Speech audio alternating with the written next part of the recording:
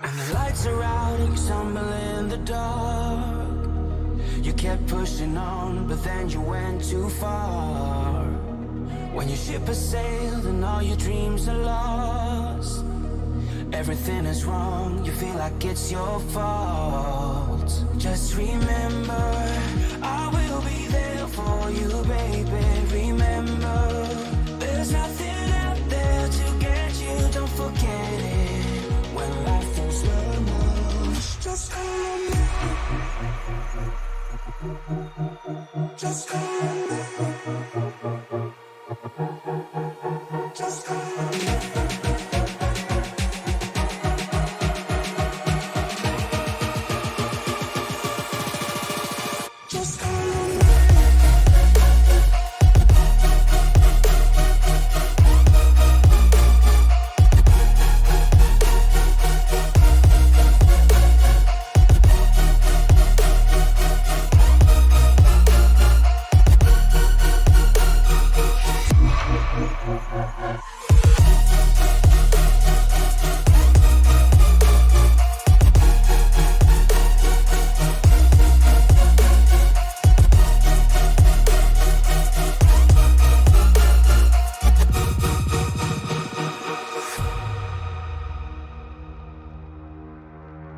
You're stronger now than you ever been.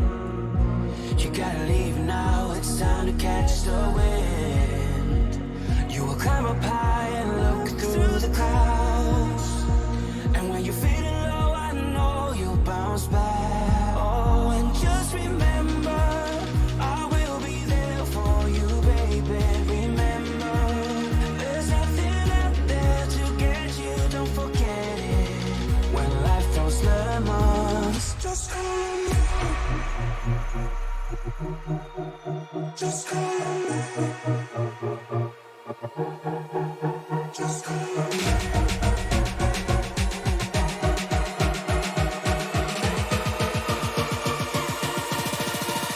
Just call on me.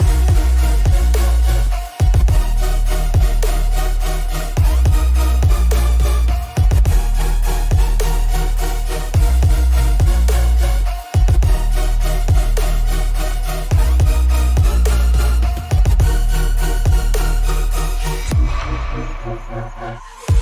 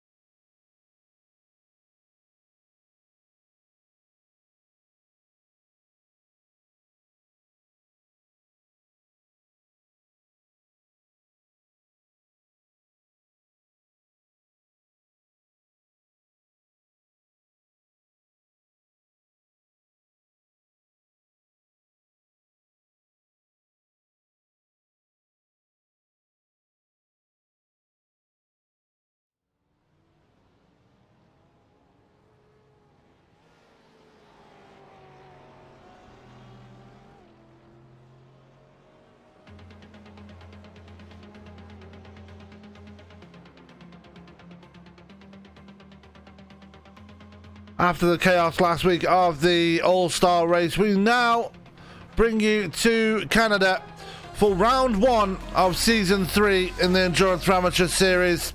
And Mr. Dennis Diaz will be looking for a GTE title, and we have brand new classes as well in this one as we start things off once again. Good evening, everybody. My name is Sam Cooper Bennett here for ESPN. Joining me in the booth for this one, as always, for Endurance for Amateurs is one Mr. Byron Rodney. And Byron, this is surely going to be one exciting season coming up, right? Oh, yeah, it's going to be a great season, and it's a great track to start this thing out at. It's going to test the mettle of these drivers. Canadian Tire Motorsport Park up here in Canada, just under 2.5 miles in length, 10 turns, and really nowhere on the track for a driver to get a break mentally or physically, as we're going to go for 100 minutes. Remember, last season was 90 minutes of endurance racing. We've upped our game. We're in 10 more minutes of this thing. So look for those mental mistakes, and that mental, endurance is really going to have to kick in, especially at a track like Canadian Tire. Yeah, it is, and it's going to be very much a challenge in this one. But I'm sure these guys can handle it. They have done it for 2 previous seasons. They can do it again this time around. But let's talk about the new classes in this one as well, Byron. They've got 2 new classes in this one, GT3A and GT3B. Now, GT3A, they run the Porsches and the Mercedes and the BMW, whereas GT3B, I believe they run the Ferrari, the McLaren, and some other car. I can't remember which one it was. Would it be the Lamborghini? Possibly. It's going to be interesting. It's going to be putting a two GT3 classes out there. GT3A and GT3B should possibly be competitive right there with each other, but still, GTE is your faster class and a more stronger car. I take that back. Actually, Mercedes is GT3B. So it's going to be the Porsches and the BMWs that are GT3A, and all the rest of the GT3 cars are GT3B. So a lot of things going on, a lot of people changing, a lot of new drivers in this one, a lot of different things going on in this one as well. As we look at the ticker right now, and you can see we've got a new we have a new timing tower for you, so you can tell which class is which and where they all are right now. And we are seeing a lot of new drivers in this one as we get set to go qualifying here, Byron. Yeah, qualifying, getting ready to start. They got 10 minutes in which to get 2 laps in. They get their out lap, and then they get 2 hot laps. And not surprisingly, first one I see hitting out on the track, Mr. Dennis Diaz in the BMW. Yep, we're going to take a look at him right there. Just coming down through the left-hander right here, and going to start as he means to go on. Now, these new drivers, I will try and call them out as best as I can. As Kelly Boucher, we saw them last week. Mark Herzog, Kevin Delia, Jimmy Covert, Jeff Wyatt, Nicholas Paletti, Doug Betts, Matt Odell.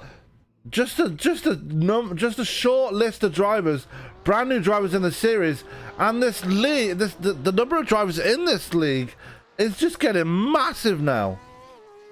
It's turned out to be one of the most popular events for league racing on a Wednesday night. It's one of the most popular events broadcast by ESPN. This thing is just growing by leaps and bounds. And let's face it, I'm going back to just how many races last season, Sam, and how many races in the first season. We thought it might be a little boring, but oh my God, did they put on a show, and what a finish we had in many of those races. Yeah, we did. And remember, we are back at the track which started it all off. We are back at Canadian Tire, and we still have fond memories of that first race right there, Byron. Oh, great fond memories when we were introduced to the Pony Express boys here at Endurance for Amateurs, and it's just grown exponentially since then. I'm looking forward to the full field. I'm looking forward to all the action that's going to be going on, and I'm going to be looking at battles that are going on that you're not going to be seeing on the broadcast. We're going to try and cover all the action for you across 3 classes and bring it to you every Wednesday night here at ESBN. Now we've got a plethora of new drivers in this one. We're looking at Kelly Boucher right now in the Mercedes, just making their way through the S's right now, up to this right-hander, this double right-hander, which is very difficult. Now we look at Daniel Barnett, who's running a very striking new paint scheme this time. Gone is the purple. There's Rex Hoyle in a Porsche this time around. He is in the GT3A series, and Robert Garcia has also moved to GT3. He is in the BMW as well. Yeah, one I haven't seen in the track. What is he here tonight? Tyler Vickery. I haven't seen him out on track for qualifying yet. Oh, he's here. He's very much here. He just hasn't been out on track yet. The man that came so close to winning the GTE, the overall championship last season, was one Mr. Terry Cowger Jr., and he's back again in that very familiar Porsche, Byron. Can he put all that bad luck that he had at the end of last season behind him and go that one step further this time around? Well, he's out there on a hot lap right now in that Porsche in the 911.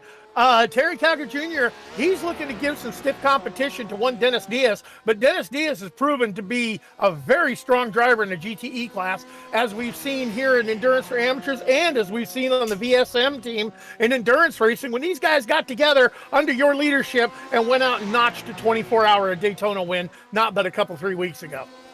Absolutely. As we're still looking at Cowger Jr. Not put a time in yet. He has put a time in. He's put a time in for pole position. Now, that's interesting. We did notice a minute ago, Dennis Diaz did abandon his first qualifying time, or his out lap, so he's had to bring it back out again. So Diaz looks like he's struggling already early on. Well, you know what? We've seen these guys, they put in an enormous amount of practice during the week for the track that we're going to, and they select which car they're going to run that they feel is going to run best on that track. And Dennis Diaz, you know, I've been talking to him offline. He's had a busy week. I don't know if he got the practice in. And plus, Canadian Tire, I don't think is the track that suits him the best, because it does not give him a break, and he is going to be mentally worn by the end of this thing. Yeah, as I do apologize, I'm just going through my things right here and not exactly showing me what I need to show right now, so just bear with me. We are using new graphics here for this one here tonight, and well, we can tell from the colours on your timing tower what they are representing, what class they're representing, and right now the man that's leading the GT3A class is Ryan Tyler at the moment, who's moved down to GT3A as well. Yeah, Ryan Tyler, not a slouch behind the wheel. Am I reading this right, Sam? We have got a plethora. Oh my gosh, 39 entries in here tonight? 40? Woo! This is going to be a one jam-packed race.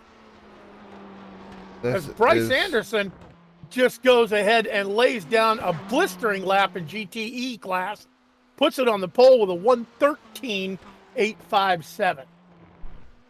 Yeah, Daniel Barnett is currently the last driver in the top 20. For some reason, it's not changing, so I will apologise.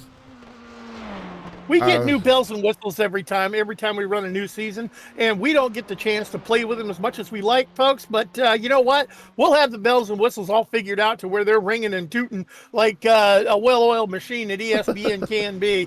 But you know what? Graphics aside, the concentration is going to be on the racing here tonight. 3 classes, Sam, with this many drivers and the class of drivers that they have. And the lap traffic is going to be a major factor, especially here at Canadian Tire. Yeah, it is. As we're looking at the current man on the pole right now, that is Bryce Anderson, just finishing his second lap right now. Dennis Diaz on his first lap could only manage 3rd place, so Diaz really is on the struggle bus right now as he comes through up towards the final part of this track. And you got to think, is Diaz I mean, this is a much bigger GTE field than last season. Is he going to be able to hold on to those 2 titles? Is he going to be able to hold on to the title that he won quite heroically last season? I don't know, Sam. Really, to tell you, I do not know, because he's going to have guys like Bryce Anderson, Terry Calgert Jr. Don't count out Paul Skip, and seriously, do not count out Oleg Vorotniak. He's going to be gunning at him too. We saw Oleg running, even though he didn't put in a great qualifying lap this first lap. We've seen him run with Dennis Diaz and just have that mental error late in the race. So once Oleg gets used to the lengths of the races, I'm looking for a real tight battle up at the top, especially in the GTE class. And Tyler Vickery having technical issues already, so you're going to have a word with him about that, because he still hasn't put the new parts in his computer. So yeah, I'm going to have a word with that boy on that one. Yeah, as we're looking at Roger Shank, there's abandoned the Porsche. He's now in the Lamborghini and GT3B, but he's still got the same paint scheme on the car. Let me take a look at this. I actually kind of like that paint scheme. He's got the demon on the Lamborghini instead, and now so. I kind of like that. I got to tell you the truth. I really like it. Dave Ferrara, he's running in there. Jeff Wyatt, he's going to be running. Doug Betts, Dennis Cross. Man, we got a whole bunch of names. Well, I'm going to have to start taking notes tonight, Sam. As we're looking at Tyler Vickery, he does finally make his way onto the track with 1 minute and 35 seconds to go in qualifying, and he's running the Porsche as well, and another striking paint scheme for him. Gee, I wonder where that paint scheme came from. Hint. Yeah. Anyway. No Christopher Craig this week. I think he's not been able to make it. Oleg Vorotniak does finally get it with the GTE class drivers. He is up into P14. The other GTE drivers are Timothy Bramlett and Cody Adkins. Those two not deciding. Well, Bramlett did take a time. Adkins did not. The other Adkins, Sean Adkins, is up to GTE as well. The other new drivers in GTE, Jimmy Covert, we saw him in the All-Star race last week.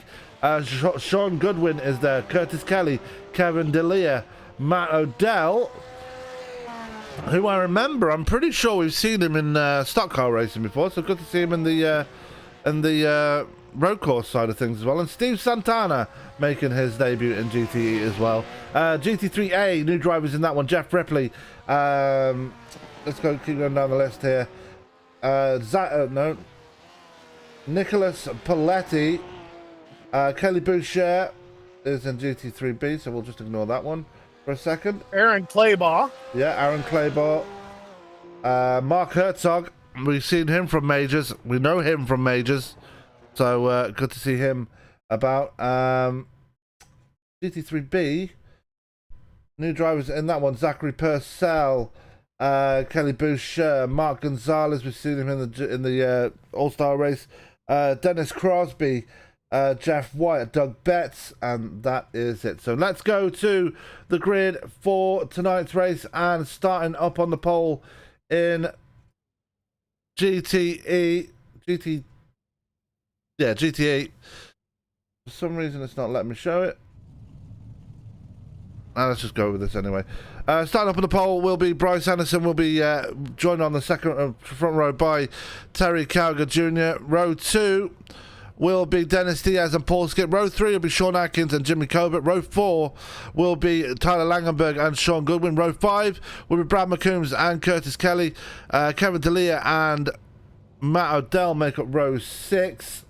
Row 7 will be Steve Santana and Oleg Vorotniak, and Timothy Bramlett and Cody Adkins round out your GTE field here, Byron.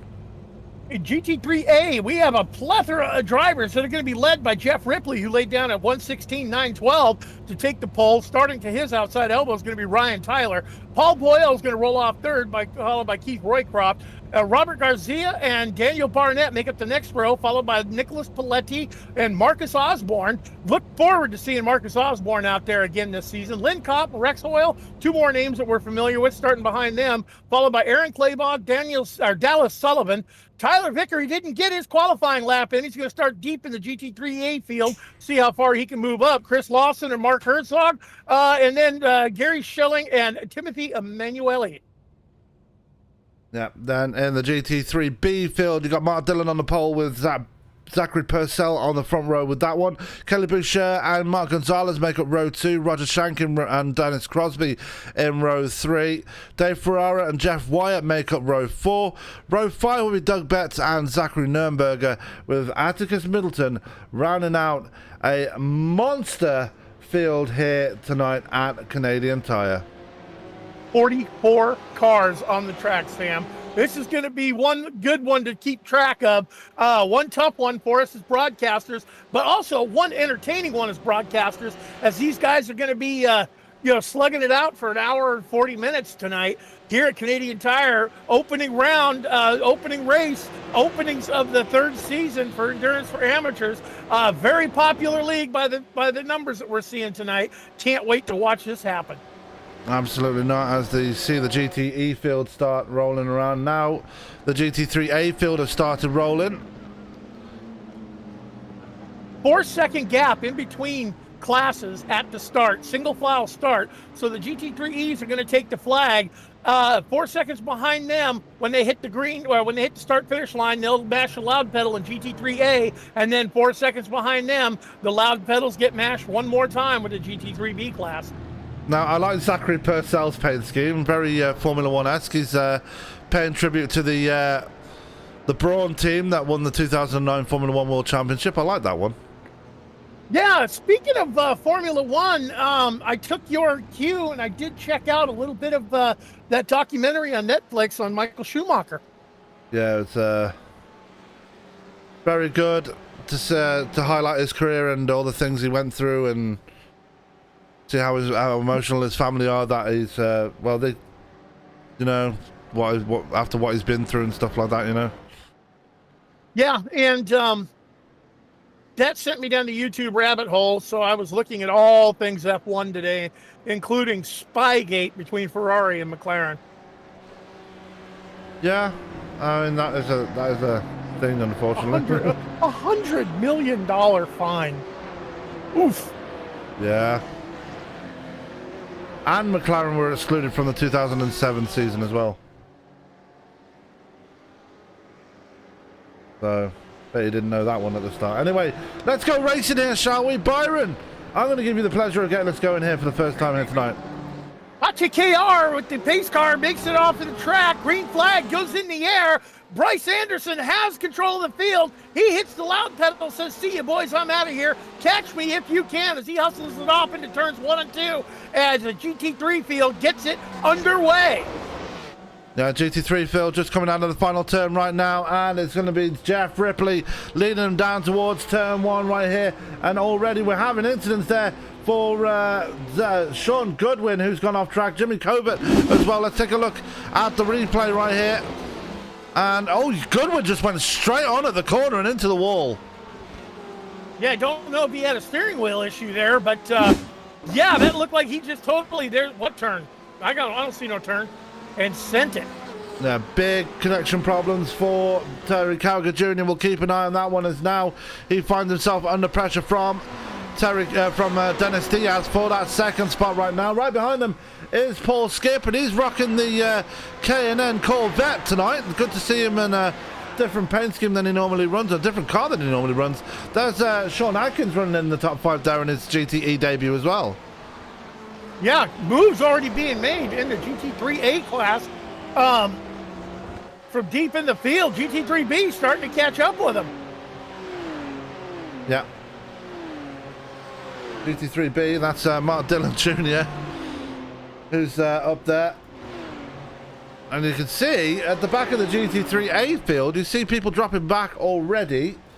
But at the moment, at the front though, Jeff Ripley is your leader with Ryan Tyler in second. There is Paul Boyle Keith Roycroft in P4. Robert Garcia on his GT3 debut in the top 5. Nicholas Paletti just coming through turn 1 right there. He's just trying to hold off Marcus Osborne, who's ever present in that Reese's BMW. Ooh. Bryce Anderson totally missed it on the first of their double right-handers, and Terry Calgar Jr. goes by, Dennis Diaz goes by, Paul Skip goes by before he gets it gathered in and falls back in line.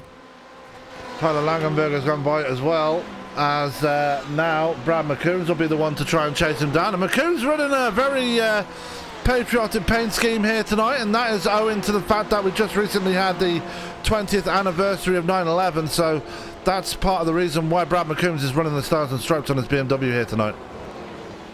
Yeah, Bryce Anderson taking a big fall down the field as he takes it off into pit lane. Anderson not happy with how his car is handling already, and after this only the I believe that's only the second lap, he's gone down pit road now. Gotta wonder what's going to happen. There's another car he's just coming out of pit lane right now. Yep. As everybody just trying to get it figured out, and Tyler Vickery has had a problem somewhere. He's fallen back through the field, and let's take a look and see what. Oh, sorry, Sam. I was sorry to interrupt you there. I went ahead and took a look. A couple of changes that happened. We do have our fast repair, which it looks like that Bryce Anderson took, and also there is now an incident count penalty. When they hit 30X, they're going to get a drive-through penalty in that pit. So these guys need to watch their track limits, need to watch the other cars around them as we get this thing going in endurance racing. Yeah, as I'm still trying to figure out this new overlay, so please just bear with me. As Lawson is in a bit of trouble, as is, like I said, Tyler Vickery has had trouble already. Let's take a look back and see what happened to him, and it was a pretty big incident for him as well, as we're going to take a look as he comes down the hill and just spins the back end. The back end just goes away from him and hits into the side. I believe that was Chris Lawson. Well, all I know is Aaron Claiborne got onto chat and said, sorry, Tyler, so might have had something happen with Aaron Claiborne as well. Yeah. Claiborne is in that purple and black Porsche right there. The number 56 is out on track at the moment as we go back to the GTE battle, and it is a battle right now side by side between Diaz and Calgar. Diaz going to try the inside line here as they come up to the right-hander, and into the lead goes Dennis Diaz for the first time tonight. Yep, and we've seen what happens when Dennis Diaz gets that nose of his car pointed in the wind. It is turns out to be lights out for the field, unless. But you know what? 43 cars out on the track, 42 tonight, Sam. He's going to have a lot of work to do to get around lap traffic. He's not going to be able to run away from this field as fast as he thinks he is. Well, we've got quite a number of drivers one lap down already. Jeff Wyatt is in pit road with problems. Gary Schilling is in pit road with problems as well. Mark Gonzalez is a lap down already, it seems. Same for Zachary Purcell, who's been down pit road. Sean Goodwin has been down pit road in that Corvette.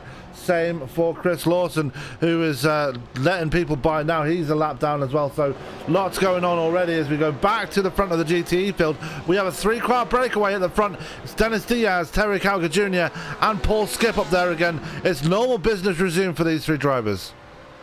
Yep, they seem to be picking up right where they left off last field. Diaz, Calgar, and Skip. How many times have we called those names as the top three in their class, running on their courses? And now it's just settle in, start logging laps. Endurance racing, you don't need to have the fastest car, but you need to have the most consistent, and that's what the name of the game is all about. As we're only 8 minutes into this thing, 8 minutes in on a 100-minute race, so we got a long way to go. We're actually only 6.5 minutes in, so we're not going to. Okay, now I can mark my time. As Curtis Kelly has had an incident, as I have to search for my thing. There he is. Oh, and that's a lot of damage on that pink and white machine. Let's go back and take a look what happened to Kelly. And it's coming through the right-hander. Then it's through the final turn, I believe. And it took too much grass on the exit of the final turn and into the pit wall. How many times have we seen grass bad, curb bad, upsets the back end of the car, you know, you get no traction trying to get back on the power, and that's all she wrote. Sean Goodwin is off the track as well, again, in his machine, as we're looking at Terry Calgar Jr. starting to lose ground now on Dennis Diaz, and Diaz doing what he normally does, just gets to the front and then just walks away. Yeah, but lap traffic is going to be a big factor in this thing. With 3 classes of racing, and as fast as these guys, the top 3 in the GTE class, roll around, they're going to be catching up to the back end of, the field. Dave Ferrara, Doug Betts, I believe. Nope, Dave Ferrara is the last car on the lead lap in the Reese's machine. Yep. You might need to update because Dave Ferrara's in a pink Mercedes. He's in a Hello Kitty Mercedes, in fact. Oh my God. Yeah, I know. The dangerous flashbacks. Does he know a guy by the name of Mark Arthur? I don't know, but Mark Herzog has had an incident here. Let's take a look and see what's happened to him. And it's up through the double right-hander here and just goes off wide into that little patch of gravel. No damage on his car, but still not going to help him. Let's go to the leader of GT3A, and it's Mark Dillon Jr. out in front right now. Remember, last time we came here, Mark Dillon Jr. was so close to winning the race overall, and it's just going to show again tonight. He knows how to get it done around here. He's leading the GT3A class quite comfortably already. Oh no, Mark Dillon's running GT3B. Oh, GT3B, yeah, sorry. Although Link Copper's had a problem in the Porsche. He gets going once again and has dropped quite a few spots now. He's in 11th in GT3A right now. Roger Shank and is trying to close in on Mark Dillon Jr. Just not working out for him so far. He's about 1.8 seconds off the back of Dillon. There's a lot to go through in this race. As Curtis Kelly has had another incident. Yeah, Robert Garcia is already flashing out against Middleton, telling him, move over, we're coming, as he is in a tight battle for second place in GT3A class with between himself and Ryan Tyler. Yeah, Curtis Kelly did it again, took too much grass out of the final turn and just the car just turned into the pit wall. So Kelly not happy, well, just being a bit too aggressive on that final turn. Let's go to one of our new drivers in the field right now. That's one Mr. Steve Santana in the Stars and Stripes Corvette, just overtaking one of the McLarens right there. Not doing too badly, inside the top 10 in P9, a good 3 seconds ahead of Matt O'Dell right now. Yeah, there's a lot for me to keep track of on my timing and scoring as I'm just cycling through the field, looking at the battles that are shaping up. Mark Dillon Jr., he's kind of walked away with the lead in the GT3B as, he's got about a second and a half on Shank. GT3A, Jeff Ripley has gotten away completely from that second place battle, which is really heating up between Robert Garcia and Ryan Tyler. And there is Ryan Tyler just ahead of Garcia. The two BMWs going at it right now as they come out of the final turn. Not too far behind them is Mark Dillon. That's not Mark Dillon Jr. Who is that? That's another McLaren. I couldn't quite see who it was. I think it's Zachary Nürnberger. It was Zachary Nürnberger. Nürnberger's already had a few problems tonight. He's sitting P8 in GT3B. I thought, oh, Dillon's had a problem! Big crash and he's taken someone with him. I think that was Lynn Carp. Oh my goodness me, and I was just singing his praises right there. Mark Dillon, just before the final turn, a big crash there for him.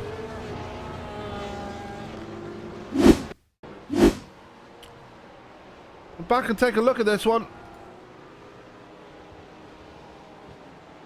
And the back end just stepped out right there.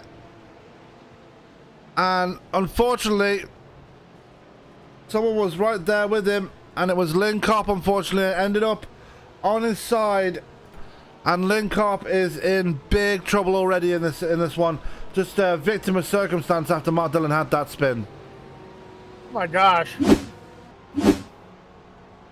And just like that, the whole demographic of this field just changes, because now Roger Shank has the lead of the GT3B field, followed by Kelly Boucher. As the GTE field starting to work their way through the GT3s now, by the way. Yeah, GT3 or GTE is going to be your faster class. As Dennis Diaz has got some serious traffic sitting right in front of him. He's got to be careful how he picks his way through, especially here at Canadian Tire. It is not an easy track to tackle this all in. No, it's not, but that BMW gets through nicely enough as it is. Terry Calgar Jr. is fighting his way past as well, as he's trying to get through. Oh, we got a contact there, and oh, it looks like Skip just got into contact there. Calgar having to back off, and Skip just taking the position away just like that, as they're trying to get around Mark Dillon Jr. as well. Lots of things going on right now, and that's how easily it can happen right there, Byron. It's very easy to collect a GT3 car if you're not careful. Yeah, especially at this track.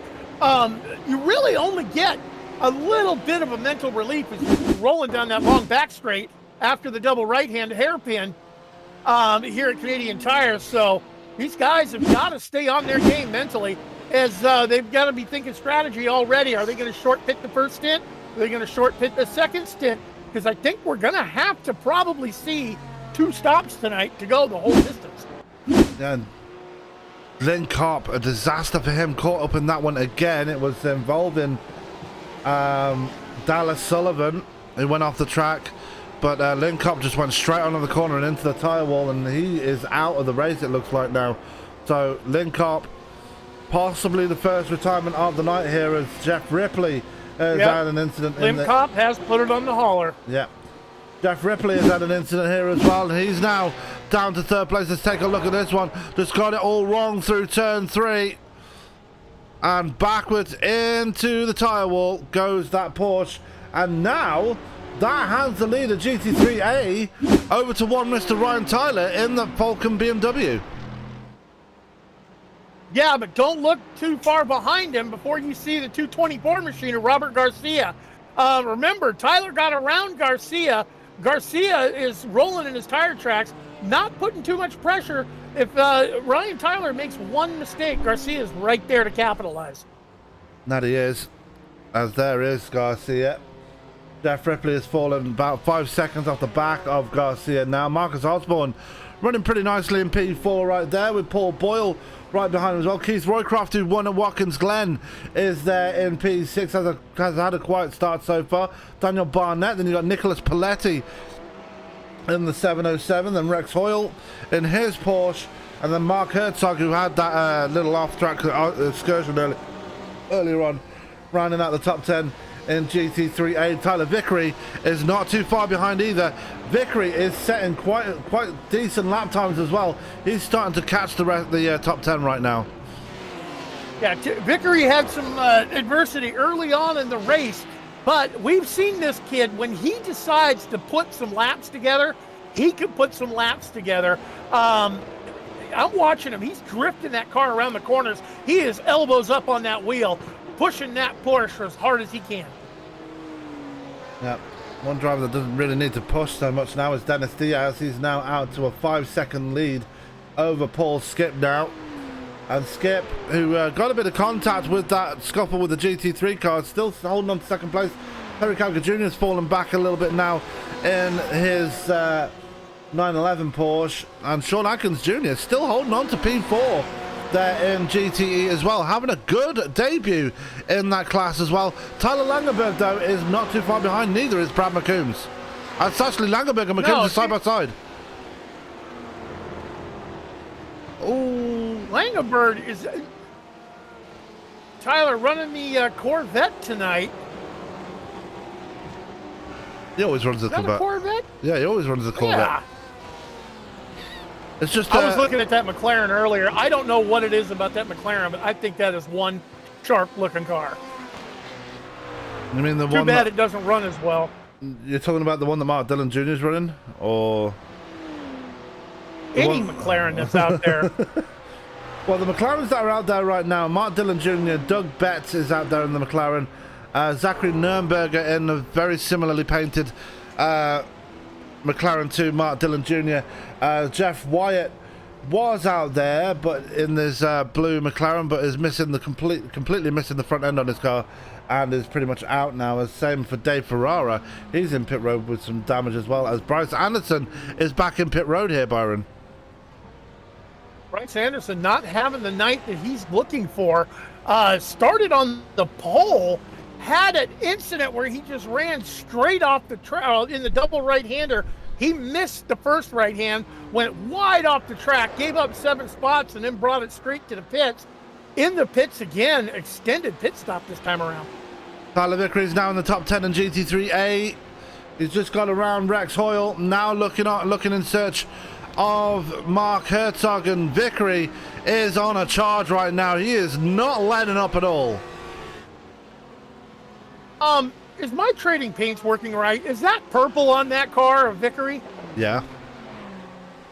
You jinx paint scheme wizard, you. No, that's what he wanted. That's the colours that he wanted purple for an endurance race. Okay, I thought we officially gave up purple in endurance. No, but those are the colours he runs on his real life race car, so can't really blame him. As Jeff Wyatt has had another crash here.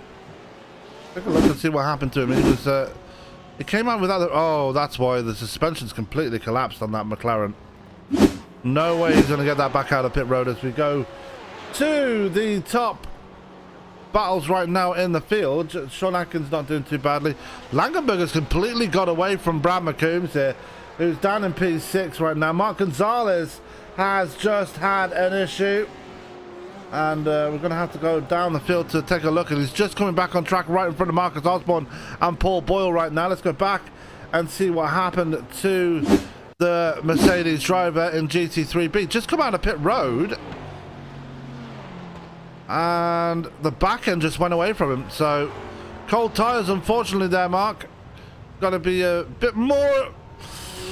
Wow, he nearly collected Ryan Tyler in the process, and Tyler himself has fallen back to third place now. Jeff Ripley has taken that second place back away from him.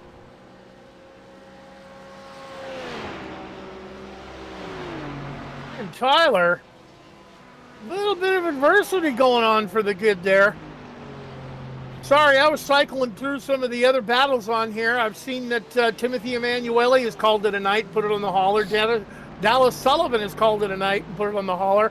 Attrition starting to raise its ugly head a little early tonight, Sam. Now, I mean, Canadian Tire is not an easy track to go to at all, as still looking at Ryan Tyler right now. I mean, we saw attrition take shape last time out as well. Last time we came to this track, as the I believe that was Sean Goodwin trying to get around Dave Ferrara right there in his Corvette.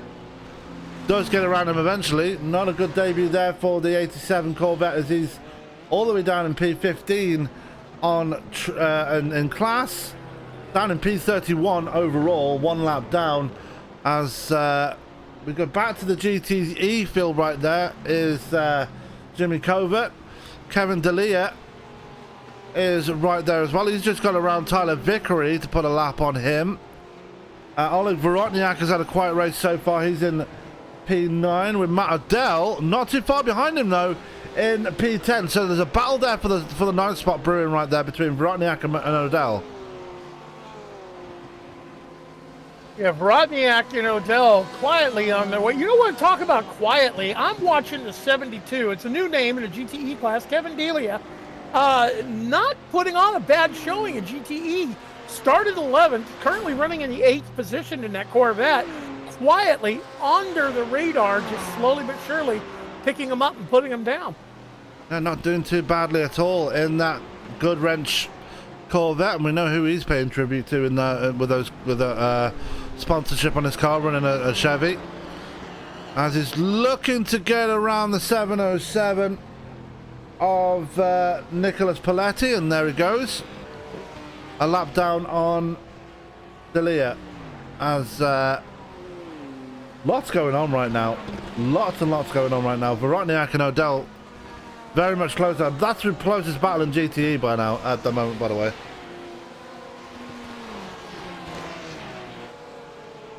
Cena's got a decent command of the GT3A field over Jeff Ripley, who's got just about the same gap over Ryan Tyler currently at the moment. Yeah. Mark Dillon Jr.'s got to be hating life. He started out and had a great run up there at front of the GT3B class. But Roger Shank, that paint job on that car has got me. You can't miss that car on the track, can you, Sam? Not at all. As we're about 1 hour and 17 minutes to go in this race. Lots going on in this race, and well, I need to go to the bathroom very urgently, so we're going to take a quick commercial break. We'll be right back in just a couple of seconds.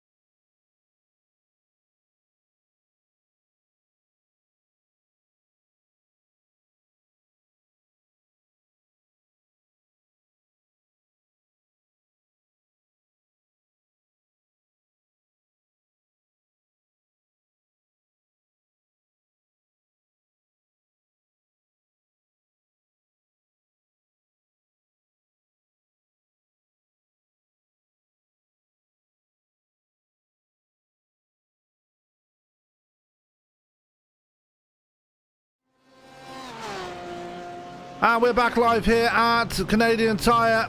We've had a bit of a graphics change because I didn't like the one that we're using right now, so I've changed it back to the old one. But here we are, racing once again. We've had an incident for Terry Calgar Jr., but Byron, you've been looking for it, but you've noticed another incident happen as well amongst the other drivers. Yeah, I'm trying to catch up to it. It was a big wreck. Was it Mark Herzog?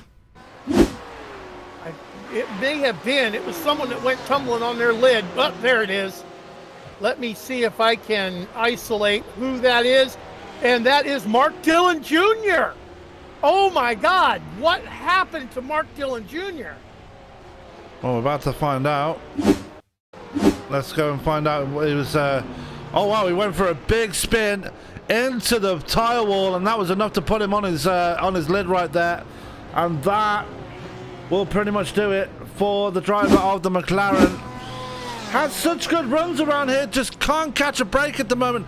As yeah, welcome back to the old overlay here. We just decided, yeah, the new one's not really good enough. This one's reliable enough. We can keep this one. Well, we got a little bit more tweaking to do. You know, new things come out. We got to try them. New season, you know, and this many cars on the track. Yeah, we're working our graphics as best we can. As Keith Roycroft. Don't know what happened to him, but he has put it on the hauler and called it a night. Yeah. The Roycroft is done. As is Bryce Anderson, well, competitively anyway. He's down in P16 in class and is pretty much out of it now. He's started on the pole, just had no luck since then, and what a welcome back to GT3 for him as we're looking through the field right now. Doug Betts in the McLaren. Look at the flames coming out the back of that thing. That's why I love the McLaren, the flames coming out the back of it. Oh, yeah, especially when you're actually in the car and driving behind one. When those flames come out, they will wake you up. We had an incident for Dennis Crosby right here. Let's take a look and see what happened. As it looks like it was oh, through the final two corners, just lost the back end there. Now, don't get me wrong, the final two corners are very, I'm not sure if you'll agree with me on this one here, Byron, but the final two corners at Canadian Tire are very, very similar to the final two corners at Watkins Glen. They're similar, but they happen a lot quicker than the final two corners of Watkins Glen.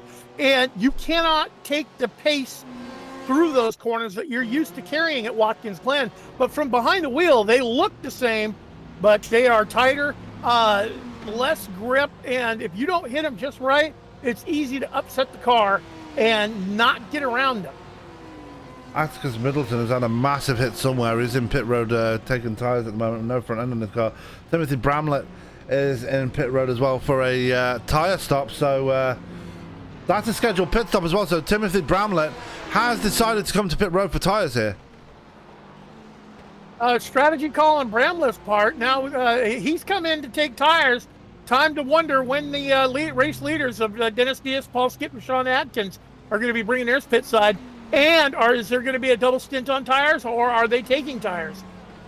We're not really sure, but one driver that will need to get some damage repaired on the next pit stop will be this man, Terry Calgar Jr. Just went off wide through turn 3 and just pounded that tyre barrier, and that's why he now has that nice little wrinkle in his rear wing now. Yeah, he'll be probably wanting that fast repair when he comes in for his pit stop in the GTE class. Just wondering when they're going to start to decide the pits as Dennis Diaz bypasses pit lane one more time, keeping it out there, hanging it out for another lap. And Diaz enjoying a 7-second lead over Paul Skip right now. Actually made that a 5-second lead, I apologise. As Skip himself enjoying now a 8-second lead over Sean Atkins, who's found himself in 3rd place. He's having a great debut in GTE tonight. Yes, he is, but don't look now. Tyler Langenberg is not very far from his back tail. No, he's not. Langenberg, we know he has pace. It was right up there in that battle for 2nd place at Watkins Glen, if you remember back that far, Byron. And he's up there again and looking for it once more.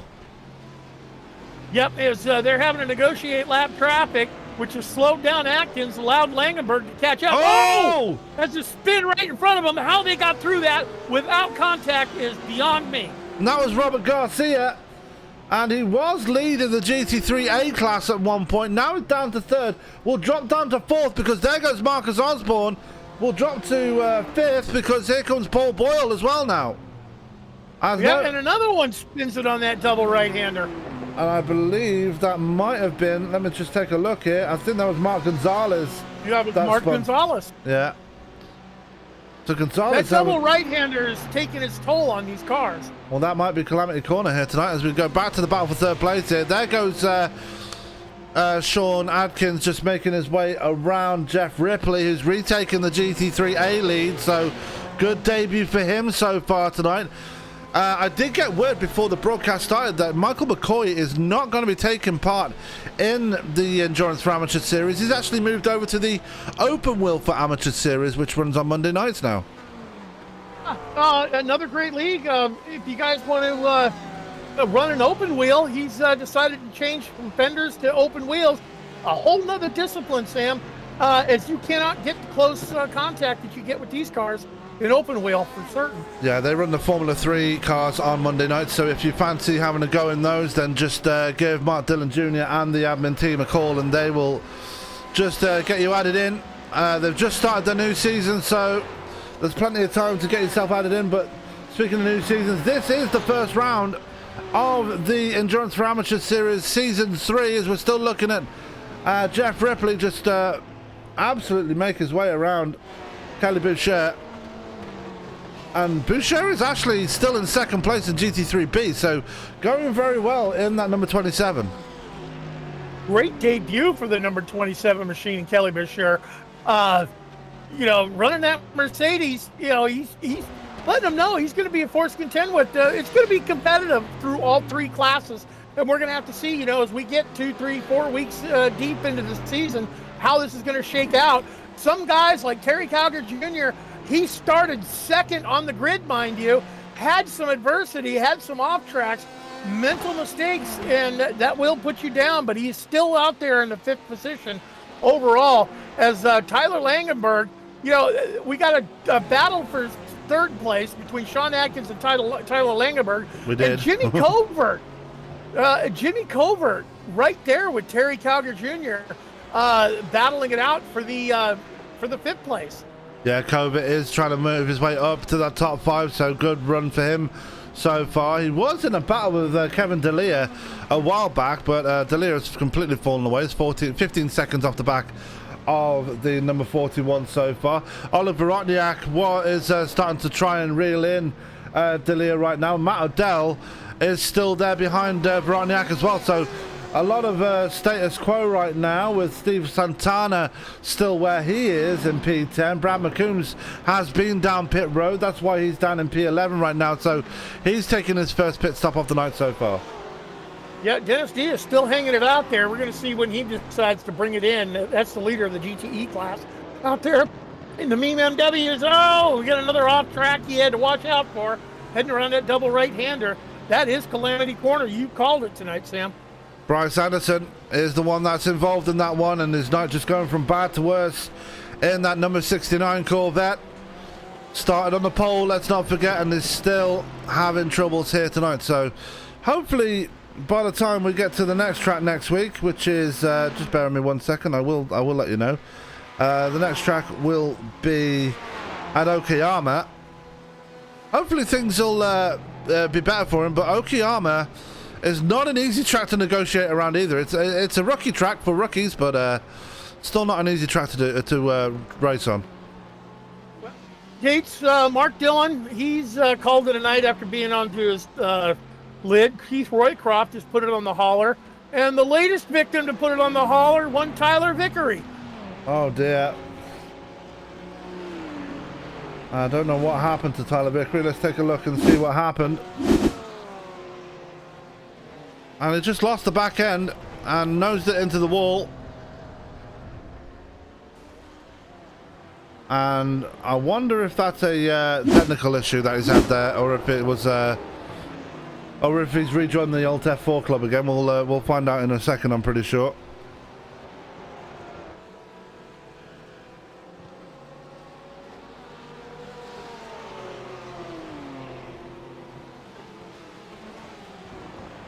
But we're gonna have to kind of maybe start keeping our eyes on pit lane, as we're coming up on an hour into this, or an hour to go in this thing. Boy, this is going to be mentally exhausting for some drivers, if not for some broadcasters. yeah, absolutely. We're just coming up to 38 minutes into this race. We're on they've already turned 31 laps according to the leaders' laps. So this race going on pretty well so far. Tyler Langenberg still trying to chase down. Actually, he's lost more time to Sean Atkins, as Atkins is able to get away. Somewhere down the line, though, we've had a problem for... where is he? I will find him. Steve Santana, because he's got no front end on his car now. Steve Santana had an off track. I do believe it was the double right-hander biting him in the head, biting him again, if I'm not mistaken. I may be wrong. Don't quote me on it. I have been known to be wrong, and I will be known to be wrong again sometime in the near future. Yeah, we're going to try and find out where it went wrong for him. I'm looking through the replays, and there it is. He just ran a bit too far wide there. And there went Dennis Diaz, and yeah, just pounded that inside wall after going too far wide. And Santana now missing the front end. He's going to have to burn that fast repair once he does bring it down pit road. Leaders, you know, Dennis Diaz, Paul Skip, Sean Atkins, still holding it out there, have yet to see pit road. Yeah. As we've not 32 really... laps in, they got to be getting thirsty for fuel. Yeah, as we've had an incident for Aaron Claybor. Let's take a look and see what happened to him. As out of accident, turn one, lost the back end, and it went around. Didn't hit anything. No, kept it out the wall. Well done, Adam. Aaron, sorry. That was a very close front thing. As we're looking at Sean Atkins right now. He's trying to make his way through GT3B traffic. That's a GT3A car of Mark Herzog behind him. And yeah, Skip. Actually, Sean Atkins has been able to get away from Tyler Langenberg, but interestingly, Skip is not eating into that lead, into that deficit to Paul Skip right now. No, he hasn't. I'm taking a look at the leaders in GT3A class. We got a battle shaping up for the lead between Jeff Ripley and Ryan Tyler. That we do. As here they go through the left-hander. And Ryan Tyler, who moved down from GTE to start this season. Jeff Ripley is a debutant here in E4A. And both of them have a very healthy lead over Marcus Osborne, who is having a great race, by the way, currently sitting in P3. Yeah, Marcus Osborne quietly just holding it out there, you know. Hey, third step on the podium. You score points. That's how you get it, you know, get it done. That's how championships are won, being consistent. Not being the fastest, being the consistent in endurance. But I'm watching this lead battle in GT3A between Ripley and Tyler. Tyler is just riding all over the back of Ripley. He's flashed him a few times, but he's not putting the super pressure on him. He's doing that move that we've seen Dennis Diaz do how many times? Just stay right there behind him and force the guy into a mental mistake. Yeah, in the last 4 laps, Tyler has been faster than Ripley. Lap 29, lap 30, he was about half a second faster than Ripley. And I wonder if that's owing to the fact that he's making his way through traffic. We don't really know, but this is shaping up to be one pretty good battle in this for the GT3A lead right now. As Tyler looking around the outside, Ripley defending the inside. They've got to be careful as well, because Calga's coming round behind him. As here comes Tyler looking around the outside right now in towards turn 1. Ripley able to defend it, just covering that inside line very nicely. Very nicely taking a defensive line around there, holding his position as Tyler is starting to search all around the track for a different line to try to, get that crossover on him, try to make the move as, Ripley is doing his best at making that car look very, very wide. Now here come the GTEs as Terry Calgar Jr. will look to get around Ryan Tyler, but Tyler is in a battle himself. He doesn't want to lose time to that Porsche, so probably not going to be as nice to the GTEs as they normally would be. As here they go up the backstretch right now, and Calgar just trying to find it every which way by. And while all this is happening, here comes Jimmy Covert as well, trying to reel him back in. Yeah, Jimmy Covert on the back end of Calgar. They're looking around to get around these slower cars. They're being held up, and that's going to allow things to bunch up. But Calgar deciding, now's a good time to make my pit. That it is, and we're going to keep an eye on Terry Calgar Jr. Let's see if he does take tires. He does have a bit of a connection issue, though. This might be a problem for him here. As Kevin D'Elia is a bit too far back. I wonder if Calgar is Matt Odell is just coming out of pit road. I believe he's just taking tires. Fast repair done on Calgar. Yeah. Fuel going in. I've got my eyes on him for tires.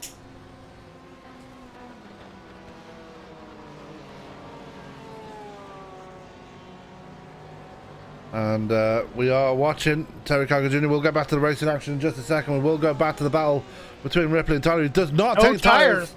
No tires for Terry Calgar Jr. As we go back to the battle for the GT3A lead between Jeff Ripley and Ryan Tyler. And the gap has gotten a bit bigger now. Yeah, I don't know if that's due to traffic getting by them, because that was Jeff Wyatt.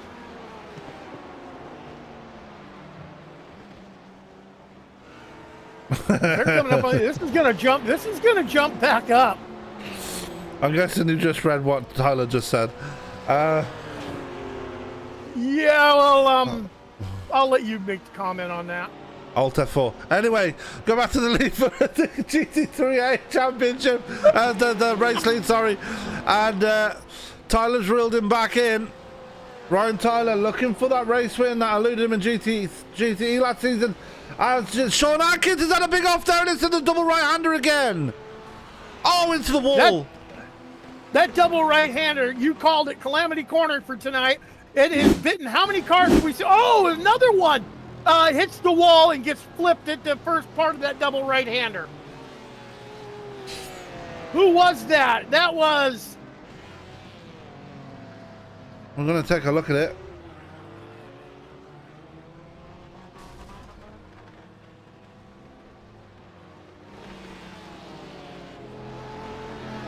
Didn't really see who it was. It was Steve Santana. Let's take a look and see what happened to him. Oh, he still didn't have. He still was already missing the front end. He just went too far wide. He just went straight on at the first right-hander.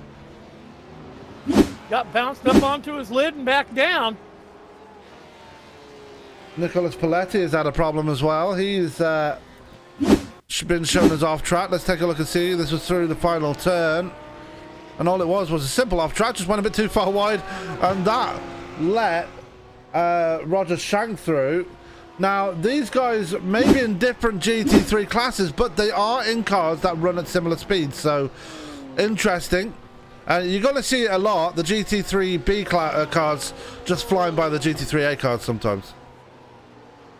Yeah, and I'm assuming Dennis Diaz made a pit stop because Paul Skip is out in front. And you would be wrong.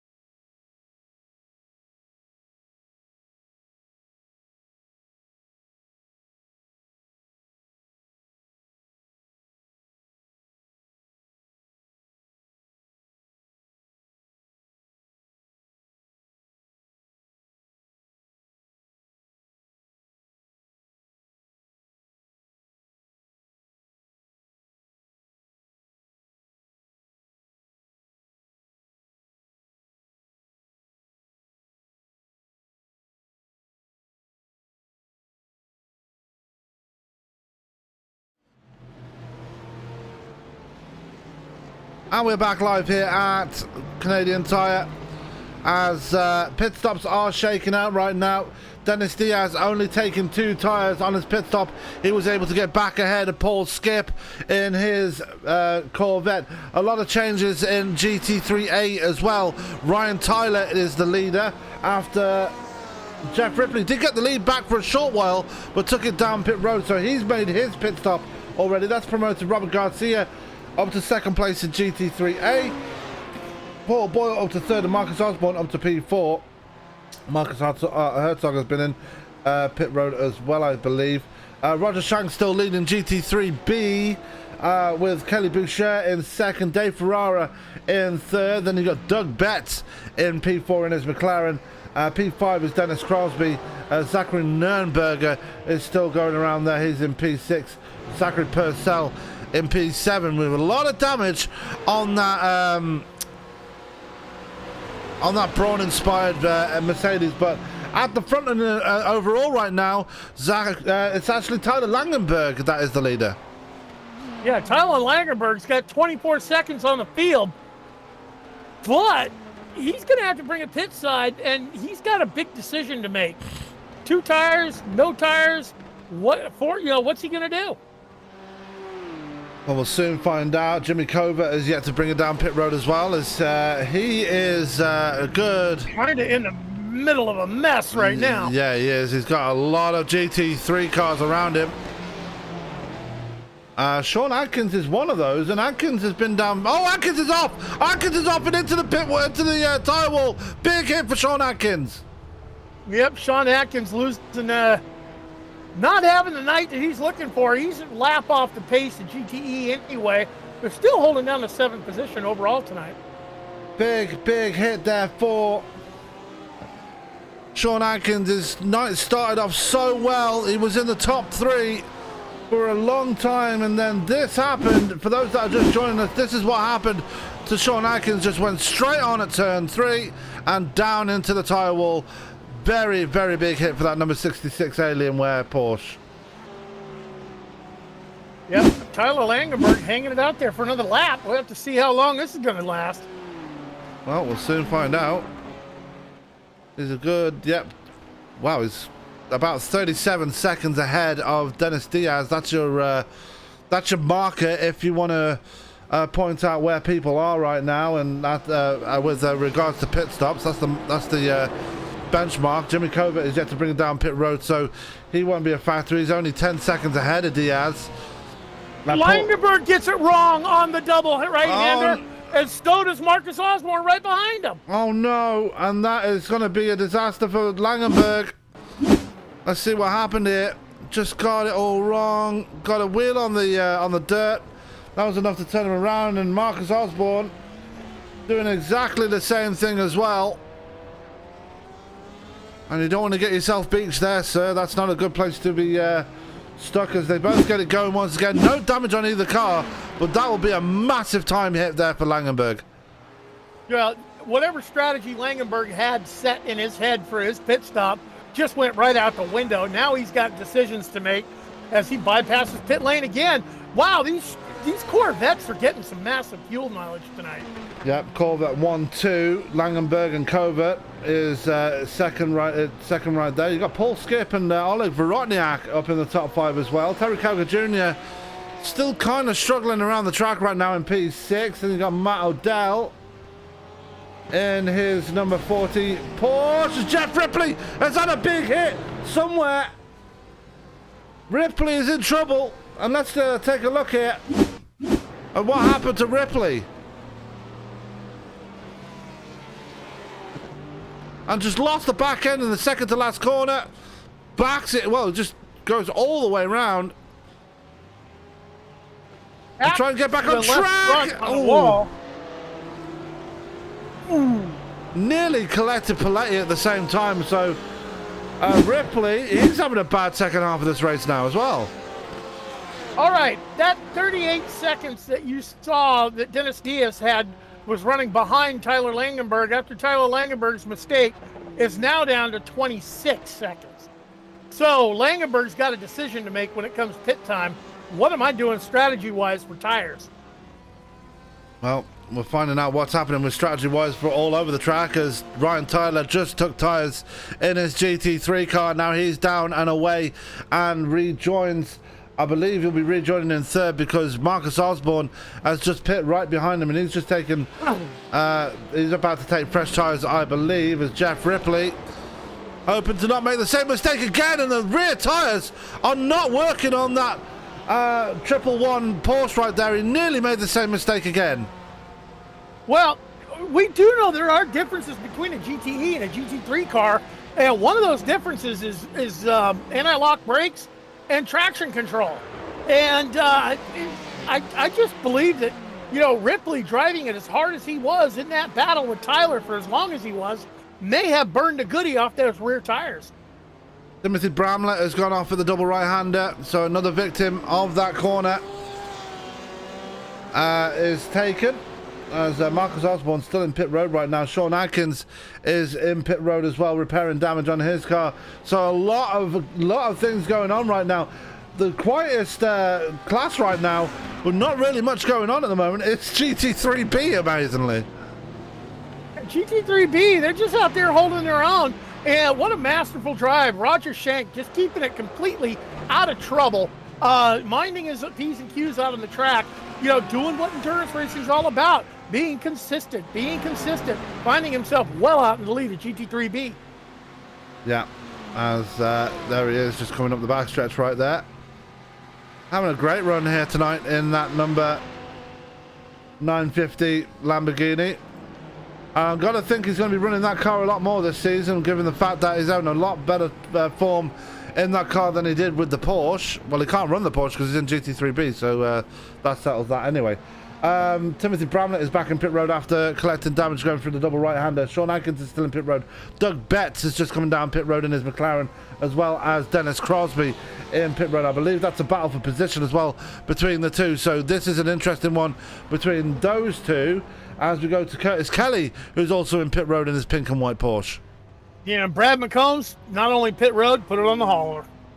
Yeah, Brad McCombs is out, so big problems for him. So this is the part of the race where people start falling by the wayside. Oleg Vorotniak in pit road as well. Tyler Langenberg still out on track, and that gap between himself and Diaz is now up to 27 seconds. So Langenberg is still extending that lead. Yeah, Langenberger hanging that thing out, seeing how far that Corvette will run on fuel, looking for the bottom of the fuel tank on this stint.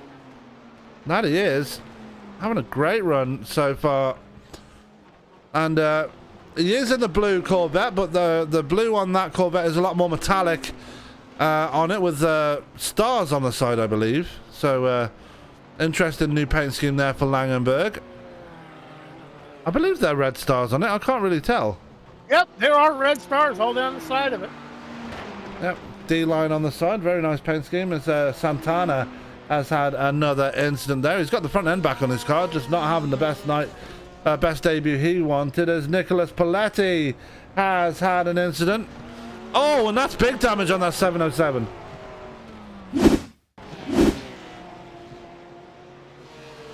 It's gathered back up, goes by pit road. He's got a long way to go if he's going to get it back in for any kind of repair. And just like Curtis Kelly did earlier in the race, just ran too far wide out of the final turn. That was enough to put his car into the pit wall here, as not really much going on right now. We do have a battle brewing though between Matt Odell and Cody Adkins for that 7th spot, as Jimmy Covert brings it to pit road. You know, I'm taking a look at Dennis Diaz in the MMW running in 3rd place in GTE. I now know why he's been losing time to Langenberg. He has had hornet's nest of GT3 cars he's having to make his way around. Yep, as the orange Corvette Covert comes to pit road. He's dropped to 4th so far. We've got to watch out for Calgary as he comes down, so that'll drop Covert to P5. So maybe keeping it out as long as he did has hurt him, but the gap between Langenberg and Diaz now back up to 30 seconds, as I believe that was Daniel Barnett just going off right there. I think it was Barnett, just behind Langenberg. Langenberg brings it in. Yep. Langenberg bringing it pit side. Going to take a look, see if he takes tires. Yeah, if he doesn't, then that 30-second gap might not be enough for Dennis Diaz. Langenberg in the pits. As we look at Dennis Diaz right now. And see where he fares. He's coming through the second to last corner right now, so Diaz might just have the lead here. And he will. So Diaz will take the lead once again. Does he have some right front damage, or is that me on Dennis Diaz's car? I don't know, but no tires for Langenberg as he brings the Corvette out of pit lane. Yeah, Paul Skip back up to Let me second go place. and take a look at Diaz. See if I can see if he's got that damage. Right front is crinkled in. Yeah. So he's hit something somewhere. But Diaz 9 seconds ahead of Paul Skip. Now Skip has actually got that gap down by 2 seconds, but it's taken him quite a number of laps to do it, as Jeff Ripley has gone around Robert Garcia. As that was a battle right there. Let's take a look. Oh no, Garcia's just been in pit road, so Garcia finally made his pit stop. The only driver in that top 5 now that has not made a pit stop is Mark Herzog, who's currently sitting in second place. Mark Herzog, we haven't talked much about him tonight, but he's quietly had a good night here in the GT3 class. Yeah, very much a staple in the major series. Runs for Sector 5 as he has the Racing for John hashtag on the banner above his windshield, and that is paying tribute to John King, who passed away a couple of months ago. He was very close to the major series. So Herzog, we know him from majors. We saw him race on Sunday in the Italian Grand Prix, making his debut here in this one. So good to see him branching out into other series as well, as he's currently sitting in second place in GT3A, being hounded by Terry Calgar Jr. right now, though.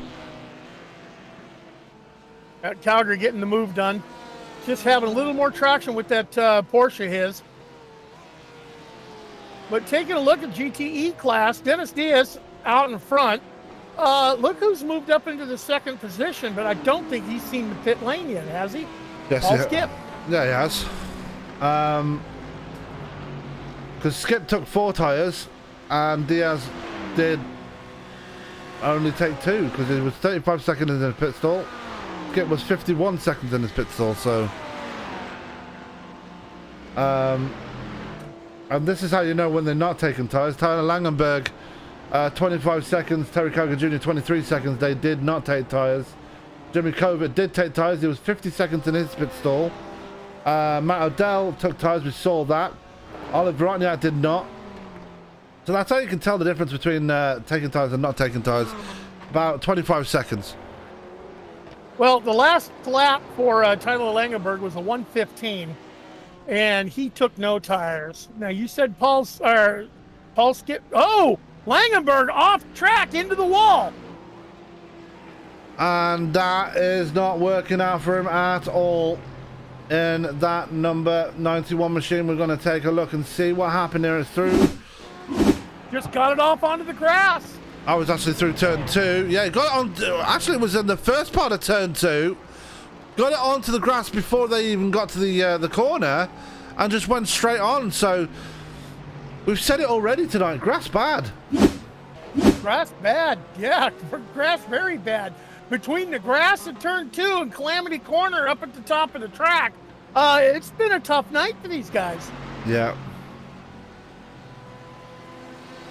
Sebastian 5.0 says Dennis turned off the cheat code to give the others a chance. I think he's reactivated it again because he's extended his gap over Paul Skip to 10 seconds again now.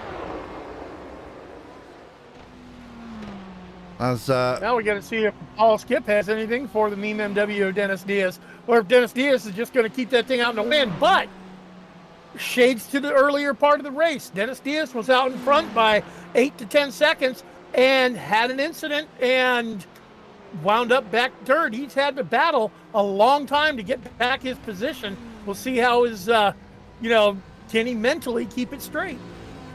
Langenberg back in pit road to burn his fast repair. He is he hit his pit stall, took the fast repair and came back out again.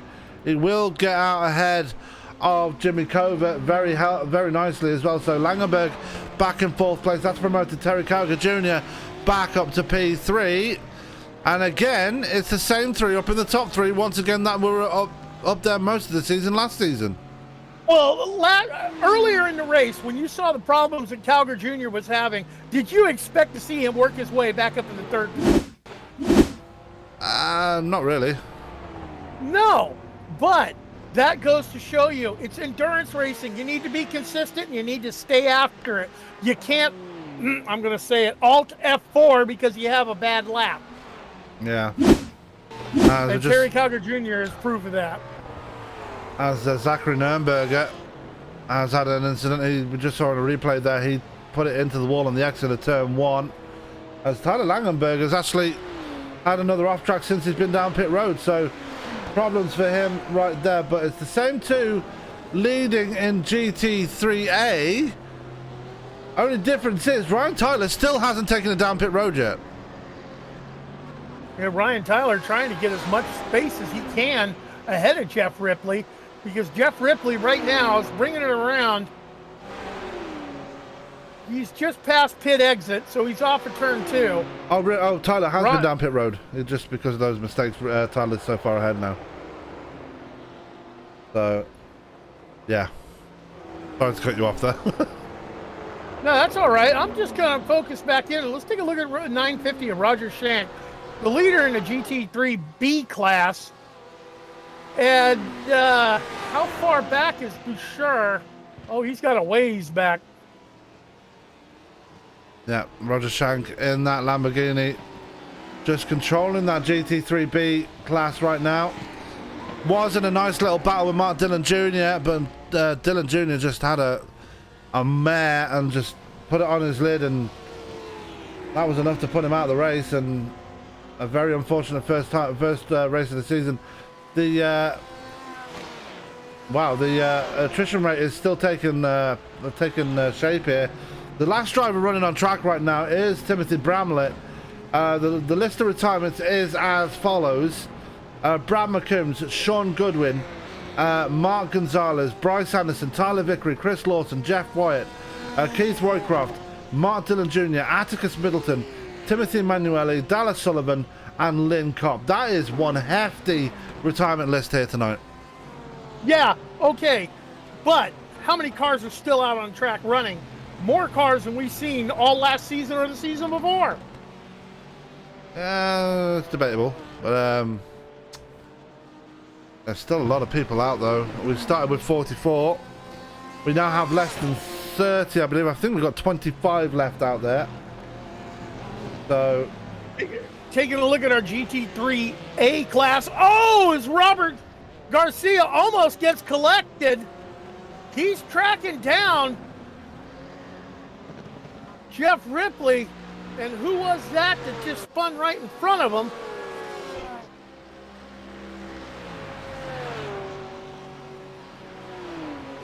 That was Dave Ferrara.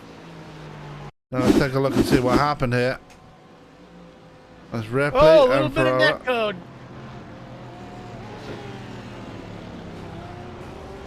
It started with netcode, but there was contact afterwards, and looked like, was that Langenberg involved as well? Langenberg give him a good tap, it looks like. Yep. The blue Corvette with the red stars. More damage. Right into the front of him. Yeah.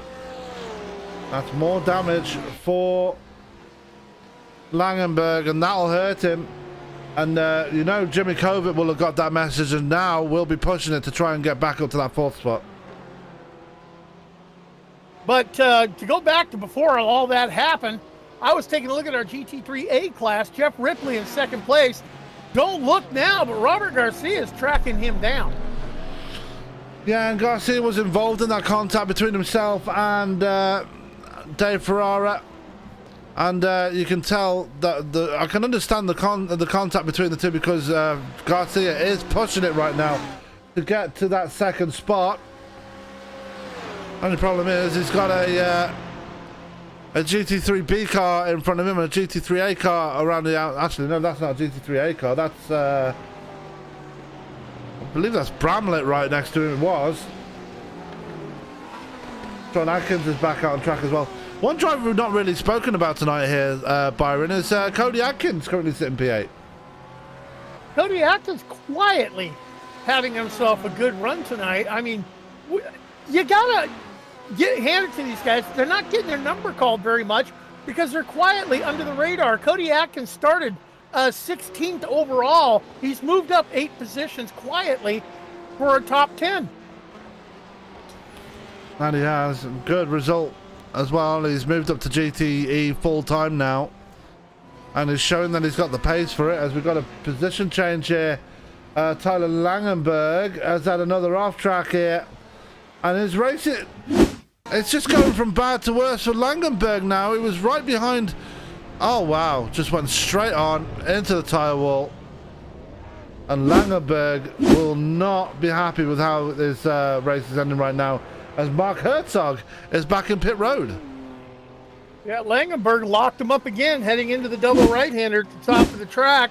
You got to wonder, Sam, we saw him not take tires on his strategy call. You got to wonder if those tires are completely going away, and it's got him mentally rattled to where he's just overdriving the car. You know, Tyler needs to just settle down, regroup, and start putting his laps together. You know, get calm behind the wheel. He is pushing it very hard. Yeah, a lot of people pushing it very hard. We just saw a replay of Mark Herzog going off, and that's the reason why he took it down pit road right now. Kevin D'Elia at the moment is currently sitting in P9. Very comfortably. That's Sean Atkins right behind him, and D'Elia just getting out of the way. Kevin D'Elia just getting off. Yeah, I think he was just getting out of the way of Sean Atkins, though. But Atkins is a couple of laps down in P11 in class. And D'Elia just in no man's land right now. He's got 13 seconds to Cody Atkins. Actually, no. 24 seconds to Cody Atkins in front of him, and 33 seconds to Curtis Kelly behind him. So D'Elia very much in no man's land right now. Well, you know what? This is season 3, endurance for amateurs. And last season, I was able to get behind the wheel and drive at Spa with these guys. So that was last season. That was my turn. I'm thinking I'll probably take that day off of work again to make sure I'm home. But I'll take controls of the production booth in the call of the race and let it be your turn to race Spa with these guys. What do you think? Depends if I'm at home. Well, if you're not going to be home, then poop on you. When is the Spa race? I make all the schedules for these things, and I still don't know when they are. 1 second. Well, we'll figure it out. Spa is coming up on. Wait, I will get there eventually.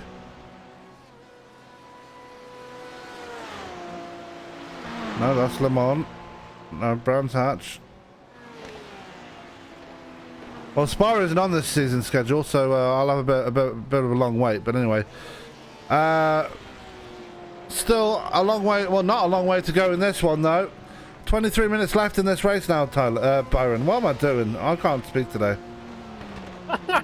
We're, it's our first endurance race of the season, season 3.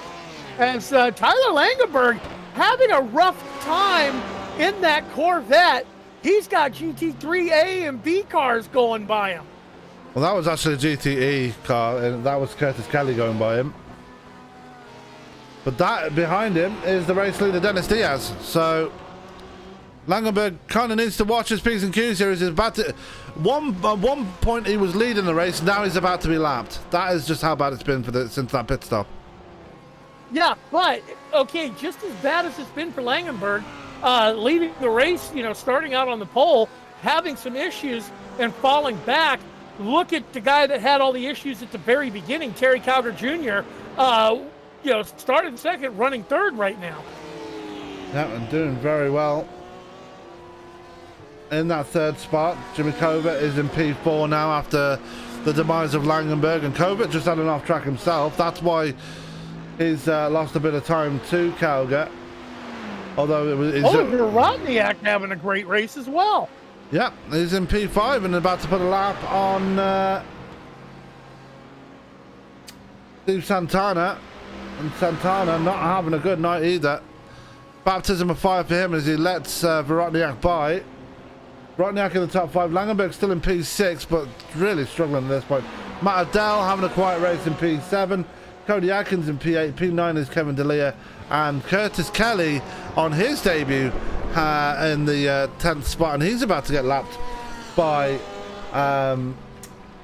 Dennis Diaz. Ryan Tyler out to a 47-second lead over Jeff Ripley. And you know, it was a lot closer than that at one point. Yeah, it was very close. Those two were throwing haymakers there for a while through the mid portion of the race. Robert Garcia has fallen a little bit off of the back of Ripley now. And Paul Boyal, there's a car we haven't really called the number of. He's having a solid night, running 4th in GTEA, or GT3A. 3A, 3B, E. I'll get my alphabet right sooner or later. Yeah, he's got a lot of front end damage on that Tinder car, though. It looks like he's just hit a deer. That's how bad the damage on the front end of his car is. As it looks like Curtis Kelly's just had an instant through that double right-hander. As we're going to go back, take a look. Just runs a bit too far. Actually, that is just a complete off track there for the 71. Yeah, mental fatigue starting to take its toll on these drivers, as you can see them missing their marks, missing their braking points. And this is the time that you need to be mentally tough. We talk about endurance racing. You know, in real life, it's physically hard as well as mentally hard. Yeah, you don't have the G-forces slamming your body around here in the simulator and iRacing, but you do get mentally exhausted, and that's starting to take its toll. Yep, Jeff Ripley's just had an off track, and that's put Garcia up to second place. Ripley making more mistakes near the end of this race, and let's take another look, and it's through turn 2, and the back end just stepped away. Thankfully didn't hit anything, but that was enough to put Garcia up into that second spot. Yeah, it looks like he was just on the brakes, trail braking it a little too hard with a little too much rear brake bias on it, and that will cause the rear end to unsettle and come snap, see you bye, come around. Now Ripley 9 seconds off the back of Garcia, so that is going to be some making up to do, but with less than 20 minutes to go, I think he might be too little too late for the Porsche driver who led for most of the race before that pit stop. And I will point out here, Byron, they've only made one pit stop here tonight. Yeah, well, I think they're going to have to see pit lane again. And let's switch class, go to GT3B, and we'll give them a little bit of love between Roger Shank, who's just walking away with it, Kelly Bouchard running a strong second, and how about Zachary Nuremberger moving himself up into the 3rd spot?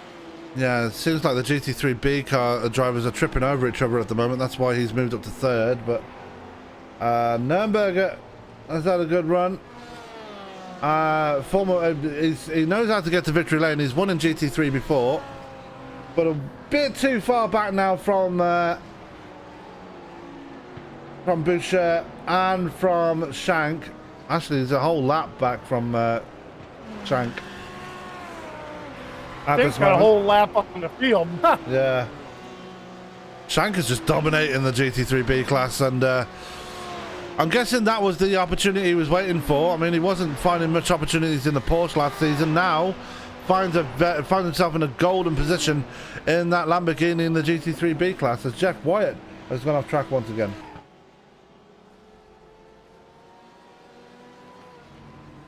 Jeff Wyatt not having a night he's looking for in that car.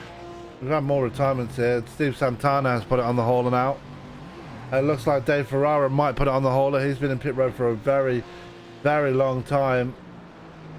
So, one has rejoined the race in the shape of Jeff Wyatt.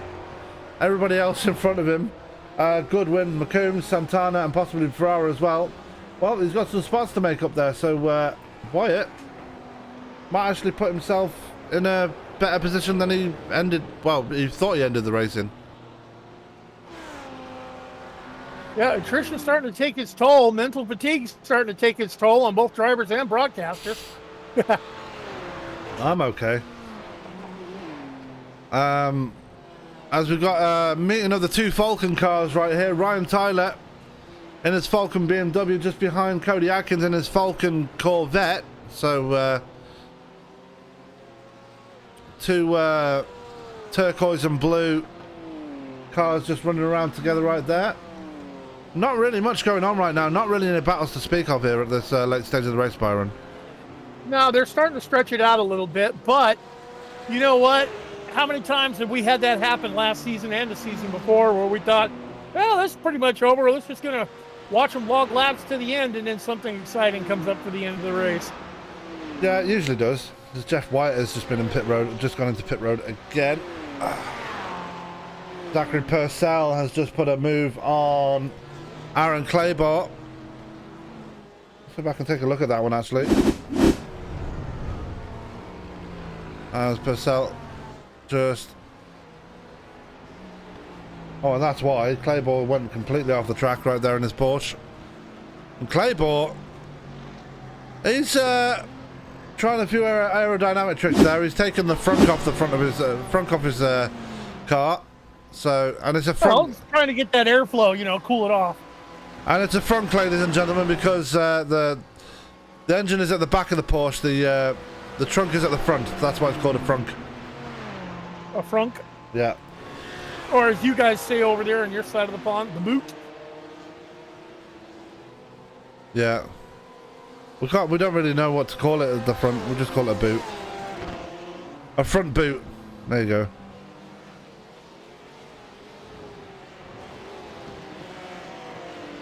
Our GTE class has really stretched themselves out. Dennis Diaz, 9 seconds up over Paul Skip, who's got a long lead over Terry Calgary Jr., who's got another long lead over Jimmy Corbett. And what a run for Jimmy Corbett, by the way, on his debut. And we saw him in the All-Star event last week. Let's talk about that All-Star event, Sam. Oh, God. How fun was that? How much fun did you have watching? I went back and rewatched it and laughed even harder. I mean, it would have been a lot better if week 13 didn't rear its ugly head, but yeah, it was a very good event. We had some serious racing to start things off at Sebring, and then just all-out chaos in the All-Star race itself, which was won by Keith Roycroft, winning it by flying over the line at 60 feet in the air. Yeah, a minimum of 60 feet in the air. First time I've ever seen a car cross the start-finish line that high in the air for the victory. We need to submit that to iRacing. That we do, as we've got less than 14 minutes left, actually 13 and a half minutes left in this race. Again, not really any battles to speak of, but Dennis Diaz is being caught though. The gap between Diaz and Skip now down to about 6 seconds now, Byron. Yeah, and that's due to the fact that Diaz has been having to work lap traffic, and he has been extra careful picking his way around him so he doesn't get any damage, he doesn't have any incidents. He knows he's got a gap that's down to 6 seconds now, but still a gap all the same. So he's just picking his way ever so carefully around the GTE3 cars. And we saw this at Watkins Glen at the end of last season though. Paul Skip was able to reel in I think it was Brad McCombs at the end of the race, and he had a 5-second gap with about 10 minutes to go, and was still able to reel him in and win and get the position away from him. Is Paul Skip looking to do the same here now? The gap is now 5.3 seconds, so this could be a repeat performance of Watkins Glen here if that's what we're thinking. Yeah, well, what did we say, Sam? These races always tend to boil down to a little bit of drama towards the end, even when we thought it was over with. No, it's not. Meanwhile, Jeff Ripley has fallen out of the top three now. He had another spin a while ago, and that's put Paul Boyle up to third place in GT3. Jeff Ripley now down to P4. Marcus Osborne in P5 with a lot of left front damage, so not a happy camper there. As I believe that was Jeff Wyatt going off again in the background. It was, because he just jumped to pit road as Another driver we've not really mentioned tonight here, Byron, Rex Hoyle, currently sitting in the 8th spot in GT3A, and what have you just seen? Paul Skip just walled it hard. Oh no! And all that hard work coming to an end right there. Yeah, and walled it hard enough that might hand second place over to Terry Cogger Jr. Yep, let's go back and take a look at what happened here. Oh, he was trying to get around Robert Garcia. Garcia did not help matters at all. Actually, Garcia, it looks like Garcia might have blocked him going into the corner there. And once Paul Skip got it out into the grass, that was all she wrote. No traction, just right into the tire barrier, flipped over, and serious damage on the number 85 machine. And that has allowed, I do believe, where is Cowger Jr. in He's relation 6 seconds to Paul back. Skip? 6 seconds back. And coming hard. Yeah, as Skip is going to immediately bring it to pit road. We've also had incidents from Mark Herzog. Let's take a look and see what happened to him. And I'm guessing it's between Herzog and Kelly, because Curtis Kelly was involved in this too. And Curtis Kelly just being a bit too aggressive for the double right-hander there. And In the corner claims another victim. well, it wasn't the corner. It was Curtis Kelly being a bit too aggressive into that corner. So Cowger now to second place. Paul Skip has dropped to third. Jimmy Covert will not move up to the third place because he's way too far back still. After Paul Skip took it down pit road, still 40 seconds back off the 85. So Covert will still be happy with where he is right now, though. Ooh! Who was that that Jeff just Ripley. came off? That's Jeff Ripley. Another off track for Ripley, having a tough time. This is that mental fatigue I keep talking about. It seems to work itself into every race. Yeah. And he's led the most laps in GT3A as well, so this is a very disappointing end to the race for him. As Diaz got one hand on the race trophy now. He's over 30 seconds ahead of Terry Cowger. Yeah, Diaz just needs to hold it together just for a few more minutes, and he'll be calling it in. The same thing for Ryan Tyler in a GT3A. And Roger Shank, what a masterful drive in GT3B class. Yeah, he's been absolutely dominant here tonight. Same for Kelly Boucher. You can't really complain at the performance of the 27 driver. No, and you know what? It's kind of refreshing to see a Mercedes running around here. You know, and just hear the growl of that motor going around. Yeah. Nürnberger just took a lap back off Boucher, though. That's went very aggressively through the corner to try and get around him, and did very so. aggressively is an understatement. Yeah. So Boucher will hold on to second place here in GT3B.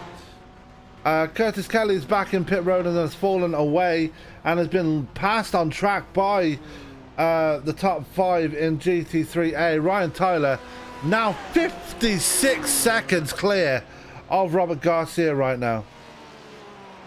Yeah, Ryan Tyler, you know, like you said, Dennis Diaz has one hand on the trophy. Ryan Tyler has his hand on the trophy. Same thing with Roger Shank. So I think our victors in the 3 classes have pretty much got it, unless they seriously have an incident between now and the final, 6 minutes?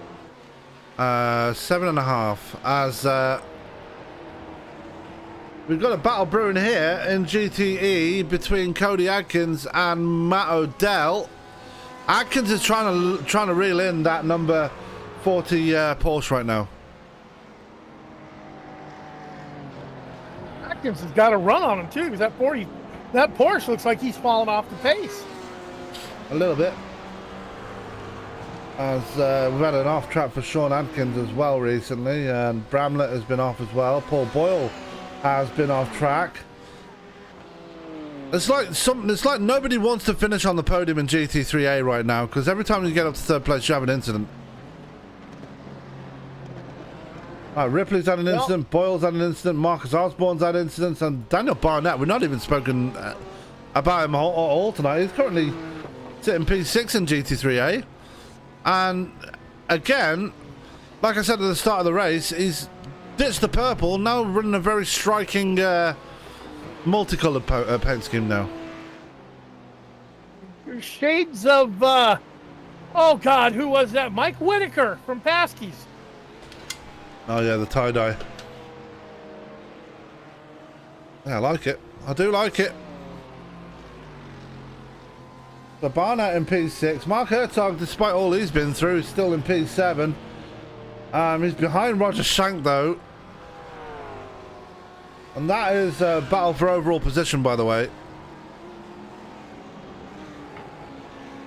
Roger Shank, I don't know if he's going to contest it so hard, you know, if it comes up behind him, GT3A car, because, you know, he's got, his class win to think about. I mean, like I said earlier, the GT3A and GT3B cars run at similar speeds anyway, so if he's faster than the GT3A cars, then that's okay anyway. It is what it is. I mean, they run different setups. That's the reason why there's GT3A and GT3B. I think GT3A run looser setups, whereas the GT3B cars, they run more stable setups and more easier setups to manage, as Terry Calgar Jr. almost has an incident trying to get around Doug Betts right there. You know, having those different sets, you know, in the GT3 class, splitting them up with A and a B, I think is a pretty smart thing, especially, you know, taking the league name, Endurance for Amateurs. This is where, you know, you don't have to be a star of iRacing to come in here. As a matter of fact, you have to not be a star of iRacing to come in here and run it. And it's a great place to learn, because how many times have we seen guys like Dennis Diaz, guys like Calgar Jr. will sit down with, you know, drivers of lesser ability and give them the tips and the tools that they need to successfully get around the track, and teach them, take them under their wing, make them better drivers, you know, to put on a better product for us, you know, for the race, for the league. I mean, phenomenal turnout tonight, Sam. 44 cars altogether.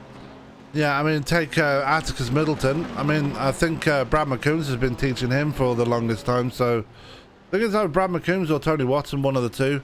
They've been teaching Atticus how to race properly, and let's call it is what it is. Atticus Middleton is only a teenager. He's a very young teenager. He's only 14, if I remember rightly. So 14, if I remember right. Yeah. Yeah. But he's being serious about his racecraft. He's learning from these guys. He's listening to them. You know, granted, he's not on the track. Usually we see him never say die and quit. He has put it on the hauler earlier tonight. But, you know, he comes out here. He runs his line. He's getting out of the way of the cars. You know, he has improved drastically from season 1 to season 2. And I can't wait to watch his improvement on season 3 over season 2. we have a battle for P8 in GTE right now between Tyler Langenberg and Kevin D'Elia as they come up the hill to this left-hander, down the hill through these S's. So Langenberg trying to nurse the damage on the front of his Corvette. Now Kevin D'Elia has caught him through the double right-hander. This is a battle to save it for the final part of the race. Yeah, and Zachary Purcell, Kodiak is having issues in the double right-hander just a little bit ago. A little bit of contact as one gets it all wrong and the other one gets it wrong right behind him. Oh, yeah, there it is. That was Cody Atkins. Just completely got it wrong. I believe Atkins actually hit the wall there through that double right-hander as well, so problems for him. But we're going to go back to the battle between Langenberg and D'Elia. Now, obviously, this isn't a battle for the prime spots, but it's still a battle regardless as Langenberg gets blocked by Boucher there. That's going to let D'Elia, with a look on the outside, doesn't quite get it as they go through turn 2. D'Elia really wants to spot away from Langenberg right now. Yeah, and D'Elia's got the fresher tires, and D'Elia has the fresher cars. We've seen Langenberg have his problems and fade back, and this is a battle for position, and positions are points. this does go towards the championship, and we are race 1 of the season. So yeah, Delia is putting the pressure on Langenberg here in the closing stages of this race. Yeah, as they are just coming out of the double right-hander there. Delia lost a bit of time right there. I'm surprised they didn't catch up to Cody Atkins in that process as well when Atkins had that incident, because that was a pretty scary one. As we are a minute and a half left in this race. Dennis Diaz just coming through the double right-hander now. He will get the white flag this time by here, Byron. Yeah, but Delia looking to make the move. They're side by side heading off into the left-hander, and they both spin it. Double contact between the two. Delia coming off the worst and Langenberg carrying on. And that is not what you want to see at the end of this race, as they both get it all hard racing, and Delia just dove in a bit more aggressively than Langenberg. Both of them went around, and Delia coming off the worst in that one. Was there contact that caused them both to spin? Yes, Yeah, there was. That was Delia sending it in just a little too hard, caught the inside of Langenberg, and sent them both around, and Delia catching the worst of that one. Gareth Schilling having an incident with Paul Skip, as that was a very scary incident there just a minute ago, as Roger Shank gives him a tap on the way by as well to say, "What are you doing, kid?" As Schilling pins Paul Skip against the wall, and Skip won't be happy to see that happen to him this late in the race. As we go to Dennis Diaz, who has collected the white flag here and is coming up through the double right-handers, and it's just been a pretty much business as normal here for the man that's won the first 2 championships in the existence of endurance for amateurs. He's coming up the final part of the track right now. Dennis Diaz has just continued where he left off at Watkins Glen as he comes down the hill for the final time. Yeah, Dennis Diaz, coming towards the start-finish line through the final turns, but he didn't have an easy time of it. He had his adversity, but he stayed with it and fought through it. Yeah, as he comes through the final corner, and again, business as usual for Dennis Diaz.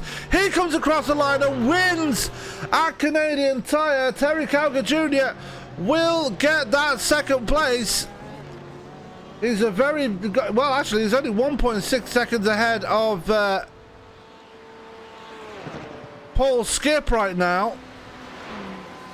We'll keep an eye on that one for a second. Ryan Tyler is going to be the next one to get a race win here. He's just coming up the hill and towards the final part of the lap here, as he has been in absolute control since Jeff Ripley had the problems, as Marcus Osborne has had issues near the end of the race, and it's involving, I believe it's Timothy Bramlett involved as well.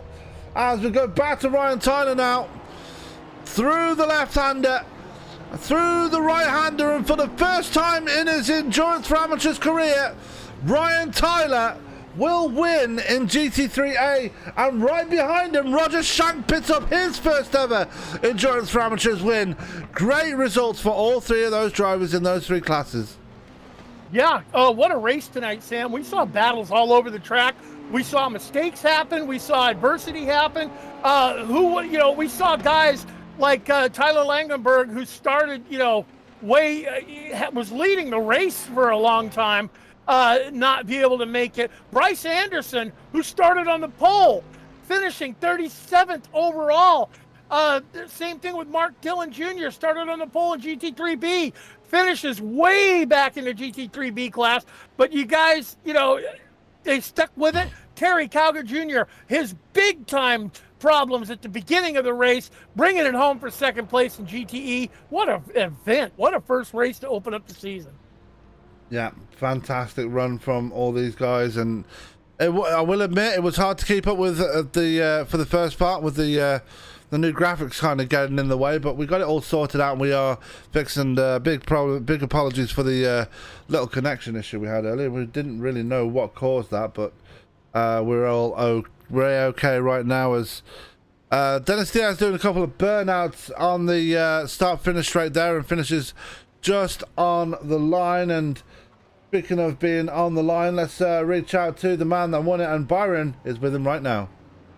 You know what? We're making a habit of talking to this guy at the end of the race, sitting here in Victory Lane. The 420 Meme MW. Dennis, you didn't have an easy time of it tonight like you normally do. We saw you had some adversity. Talk to me about this race tonight, bud. Everything it's a race of attrition is basically what it boiled down to. Speaking of that spin, it's just the GT3 car broke. To me, it looked like he was letting me through, and then when he went in, I wasn't expecting it, so I locked up the rears, hitting the brakes harder, and that sent me in the spin.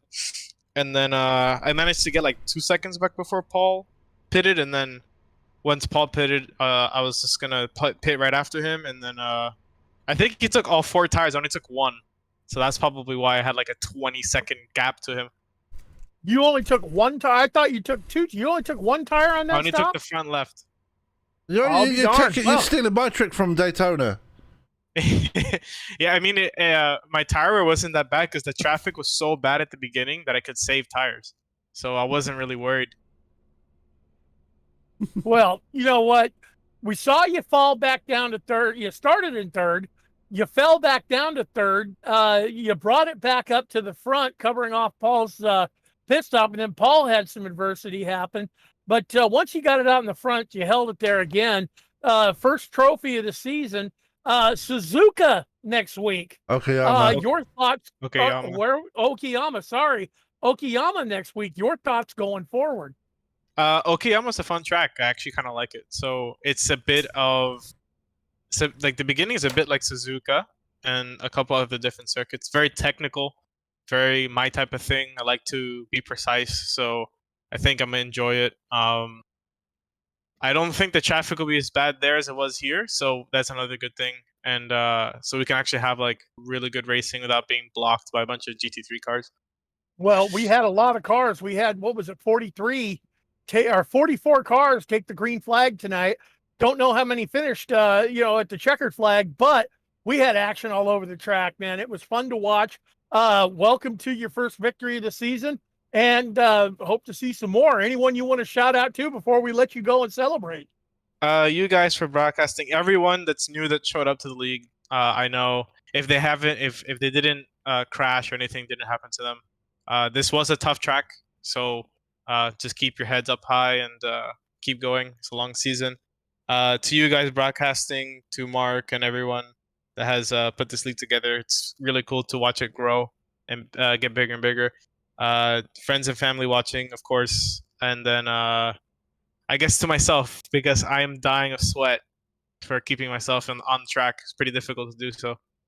Yeah, it looked like that double right-hander at the top of the track was calamity corner for tonight, man. You were able to navigate that. A lot of guys didn't.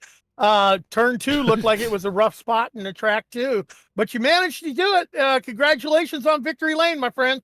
Thank you. See you later. Yep, that is your race winner, everybody. The pilot of the 420 Meme MW, Mr. Dennis Diaz. Yep, and joining me now from second place in GTE is Terry Cowger Jr. Now, Terry, you had a very up and down race tonight, but you come across the line for second place. Happy with your start tonight? Yes, I'm very happy with the recovery. To start the race was crazy, to say the least.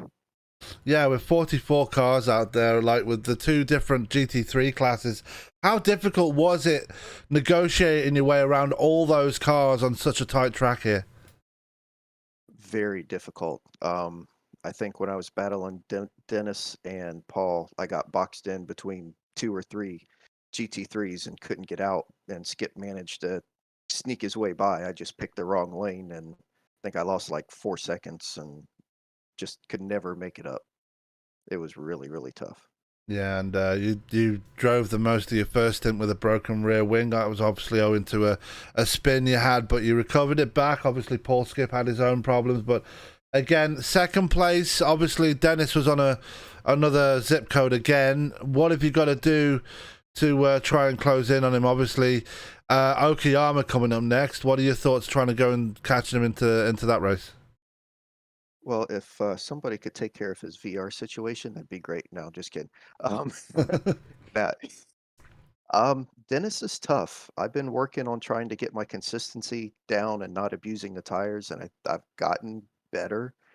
But Dennis is so far just, I don't know. He might be an alien. I haven't met him in person yet, so I can't verify that yet. But Well, someone in the live chat reckons he's using a cheat code, but we're not going to speculate into that or make assumptions. But right. yeah, Okayama, a tough track we're going to next week. Obviously, it was meant to be Alton Park, but obviously they don't have enough pit stalls, so we're going to Okayama this time. What are your thoughts about that track? What do you reckon you can do there? Hopefully a similar result. The only time I've been on it was the short version for the MX-5, the global version. So yeah, it'll be a little bit of a learning curve, but I think I can get there and hopefully give him a run like I was trying to do tonight. Absolutely. Well, before I let you go and celebrate your second place here tonight, Terry, anybody you'd like to give a shout out to? Mark, everybody that puts on the league, you guys for the broadcast, my wife for putting up with this crazy hobby I've gotten myself into. She's been real good about it. And any family and friends that I have that are watching either now or sometime tomorrow. All right. Well, Terry Calgar Jr. in the number 911 Porsche coming on in second place. Congratulations, sir, and we'll catch you next week when we head to Japan. All right. Thank you. So that was Terry Calgar Jr. joining us from second place in GTE. Now joining Byron from Victory Lane in GT3, picking up his first ever win in Endurance for Amateurs, is Ryan Tyler. Ryan Tyler, man, we saw one heck of a battle going on between you and Jeff Ripley there for the longest time during the race, and before adversity kind of took him out a little bit. But masterful drive, my friend. You got your first victory, GT3A class. Congratulations. Talk to me about your race. Thanks, guys. Oh, just tried to keep it clean. I had a few instances of turn 2, maybe 10 laps in. I had a spin at 5, but apart from that, just kept it clean. Had a good battle with Jeff for a long time. I think the key to the race for me is I only took fronts on our stop, where I think everyone else took 4 tires. But yeah, it was a bit sketchy on the first lap on new fronts, but after 1 lap, the car really came to, and yeah, it was a good win, and that's yeah, I really enjoyed this league, and hopefully we can see where the season goes. Yeah, it's off to a great start for you, obviously, sitting in Victory Lane. Got one hand on the trophy already, looking for many more. We're headed off to Japan next week. Your thoughts on that track and the differences between there and here? Going to be a lot more technical, a lot more low speed corners, so it should be interesting. I think the Porsche is going to be pretty good there, but the BMW package on iRacing right now is really stellar, so I think it's going to be, I'm sure the BOP is going to be about fair, and I'm sure it's going to put on some good racing there. Now, having this many cars, out on the track, we took 44 taking the green tonight. Having to navigate all that traffic and having the faster class come up behind you, trying not to block them. But we saw, at one point you had GTE cars behind you as you were battling for the lead position with Jeff, and you guys weren't giving up the ghost, holding them back. I mean, how's that going to be on a slower, more technical track? I think it's going to be a little bit better than Motorsport. I think the GTEs are going to have the bite out of the corners, so it should be a little bit better. But the GTB and the GTAs is going to be tricky. If we catch the GTAs, I think it's going to be a lot harder around in Japan than it was around Canada. We'll see, though. Well, we'll see. Next week, next Wednesday, I can't wait to watch it. Can't wait to call it. Anyone you want to congratulate for the win tonight? Just friends and family for putting up these hours of practice, and Mark and everyone at the league for putting it on, and you guys for broadcasting, doing a great job. Well, you guys make our job really easy when you guys put on the show that you put on. The league is growing by leaps and bounds. 44 cars taking the green. Oh my God, we haven't had a field that big in a long time. Made for a fun race. It was fun to watch, and congratulations on your first victory of the year. Thanks, guys. Take care. Yep, that is the pilot of the 701 machine, your winner in the GT3A class, Ryan Tyler.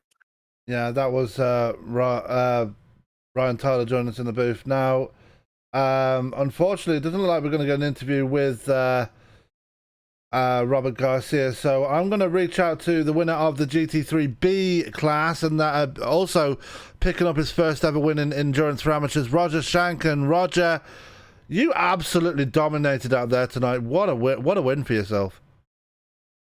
Oh, it was great. I just went out there, tried to set a pace, try to make no mistakes, and looks like everybody else had trouble. Almost went trouble free. Well, it looks like you went trouble free at all, and those awesome paint schemes you keep bringing out really showing you a lot of luck. What is it like? You ran the Porsche last season. You're obviously at the Lamborghini this season for obvious reasons because you're in GT3B. What do you find more interested in the Lamborghini than you do the Porsche? You seem to be having a lot more luck in the Italian car than you do the German one. Well, this Lamborghini, I think, is a little more on the edge than the Porsche. And the reason I picked B was the higher downforce, and I got limited time to practice, so I thought this would be a little bit easier on me. But this seemed a little more on the edge than the Porsche. Everything just worked out for me today. That it did, and you definitely showed it out on track tonight, and very easy to get caught up in a melee right there. I mean, you were caught up in a couple as well with the GTE cars trying to make their way around you. How difficult is it to make way for those GTE cars when they come up on you like that? On this track, this was pretty difficult today. You're trying to watch in front of you because you're scrambling with the GTAs, and you got those E's coming on, and this was a hard race as far as you just really had to pay attention on this track. Like you did, and next week we go to another difficult track. It's a track we all know because it's a track we run in the Rookie MX5s, but Okayama, it's just as tight and twisty as a Canadian Tire. What are your thoughts going into that one next week? Well, it's probably going to be tough, just like this one. It's been a while since I ran there, so I have to get a few practice days in it. Absolutely. Well, before I let you go and celebrate your first win here, Roger, anybody you'd like to give a shout out to? Yeah, I'd like to say hi to my Mad Sim Racing brothers and say hi to my grandchildren, Roger and Ryder. All right. Well, Roger, congratulations on your first ever win in Endurance for Amateurs. Very well deserved. Dominant performance for you tonight. Go away and celebrate that win, and we'll catch you next week when we head to Japan. Thank you. Appreciate you for covering it. That was Roger Shank joining us from Victory Lane in GT3B. Now joining Byron is the driver in the 27 who picked up second place in GT3B. Well, welcome to welcome to Endurance for Amateurs. Number 2, masterful race. He kept it out of trouble. Kelly Bashar, masterful drive, getting to second place on the podium. Talk to me about your race here at Canadian Tire. It's a local track for us, so I kind of know it in real life. So I'm in Toronto, so it's about 45 minutes away, but it was attrition. I can't lap fast with these guys, and it was just keep my nose straight, keep out of trouble, and good things will happen. And sure enough, it did. Well, we've said it. I don't know how many. I've said it. I don't know how many times. You don't have to be the fastest car out there, but you need to be consistent in endurance racing. And Canadian Tire, it's just under 2.5 miles, and there's really nowhere for a driver to take a break except for that long backstretch. And it's mentally demanding. I mean, is the mental fatigue catch up with you towards the end of this thing? Or were you able to hold it together without any incidents right there towards the end? Oh, absolutely. I started making stupid mistakes like shifting gears, missing my brake points. I've never raced more than, I think, last Wednesday with you guys. So that was the longest race by far for me. And it's tough. I'm ready for bed. Yeah, well, I don't blame you there. Last Wednesday was really fun. That's as a broadcast. I mean, I went back and rewatched the broadcast and laughed harder than I did broadcasting it. You guys look like you had a blast out there doing that. Can't wait to see that again. But hey, second place in your second race. We're moving on to Japan. Okayama. What's your thoughts going towards that track? Oh, again, same. Stay out of trouble, keep the car straight, and hopefully good things will happen again. I just don't know what to do. A lot of practice, maybe. that might help. Yeah, that definitely would help. Anyone you want to shout out to and congratulate, for helping you get that second place finish tonight? No, just all the guys and listening to Dennis and all those and Terry. They get the practice tracks up and just the whole Pony Express. And you guys are awesome. I just like to thank you guys for broadcasting, and it makes it most fun. And you made me a hero in my family. and I have teenage and 20-year-old kids, so they're all just shaking their head at me, but they love it. So I just want to send out thanks to them and thanks to you guys. Yeah, wait till they get a hold of the steering wheel on your computer. You'll never get another practice lap in. You'll be fighting for time. Trust me. Yeah, that's right. Well, that's your second place finisher in a GT3B class, Mr. Kelly Bouchard, the pilot of the number 27 machine. Thanks, guys. That was Kelly Boucher, and he seems like a hoot there, right? He's very, very happy to be up there in second place, and why not? It's your first ever race under anger at such a difficult track here, Byron. I mean, if you're Kelly Boucher, I mean, you could hear his voice. He was very happy to be where he was tonight. Oh yeah, especially with the class of drivers that we see week in and week out in this league. Yeah, I mean, they are no slouch. Look, I mean, he finished ahead of Zachary Nuremberger. We've seen him race for the past 2 seasons. He finished ahead of Dave Ferrara. He finished ahead of Mark Dillon Jr. I mean, he had some guys in his class that he had to do battle with. And if I go back and take a look here, you know, he was ahead of Gary Schilling. You know, he was ahead of GT3 cars and GT3A or GTE cars. I mean, he put on a masterful show. Way to make a debut in this league. I look for big things from him coming forward. Absolutely. So I could pretty much say Kelly Boucher, ESPN driver of the night. Let's just say that. Yeah, I'm in agreement with you on that one myself. But anyway, that is going to do it for us here tonight. Let's go through the results, though, before we do get going in this one. And coming home with the victory in GTE was Dennis Diaz. Starting off how we left it off before, Terry Calca Jr. in second place with Paul Skip in third, Jimmy Covert coming up in P4, Oleg Vorotniak in P5, Matt O'Dell in P6 on his debut, Cody Atkins in P7, Tyler Langenberg, what could have been for him, had a great run early on, but just all fell apart near the end. Kevin D'Elia in a battle got into contact with Langenberg near the end. They had to settle for P9. Curtis Kelly in that pink and white Porsche in the 71 coming on with the top 10 in GTE, so I'll be happy with that one. Timothy Bramlett in P11, Sean Atkins in P12 after a great start and a poor finish for him. Steve Santana in P13, Brad McCombs, a poor first round for him in P14. Sean Goodwin on his debut retiring early, and Bryce Anderson after starting on the pole, putting it on the hauler earlier. Byron, call out GT3A. GT3A, your winner in that class tonight, Ryan Tyler. Masterful race, man. What a battle we saw with him and Jeff Ripley through the race. Robert Garcia bringing it home in the second spot.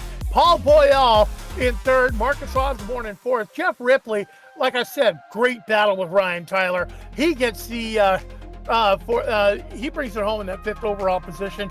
Daniel Barnett sixth. Mark Herzog, great debut coming home in this class of drivers in the sixth spot. Seventh. Or the seventh spot, sorry. Rex Hoyle at eighth. Nicholas Paletti in ninth, followed by Gary Schilling. Aaron Clayberg, we saw his troubles he was having, but still putting on a great show. We're going to talk to Tyler about his system and Alt F4 keys.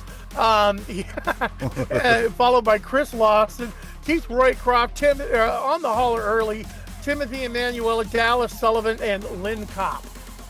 Yeah, and your GT3B field looks like this. Roger Shank coming home with a victory, one whole lap ahead of Kelly Boucher, and he was very happy with that second place, so congratulations to him. Zachary Nuremberger gets third place ahead of Doug Betts in P4. Zachary Purcell gets the top 5. Dennis Crosby in P6. Dave Ferrara in 7th. 8th going to Jeff Wyatt. 9th to Mark Gonzalez.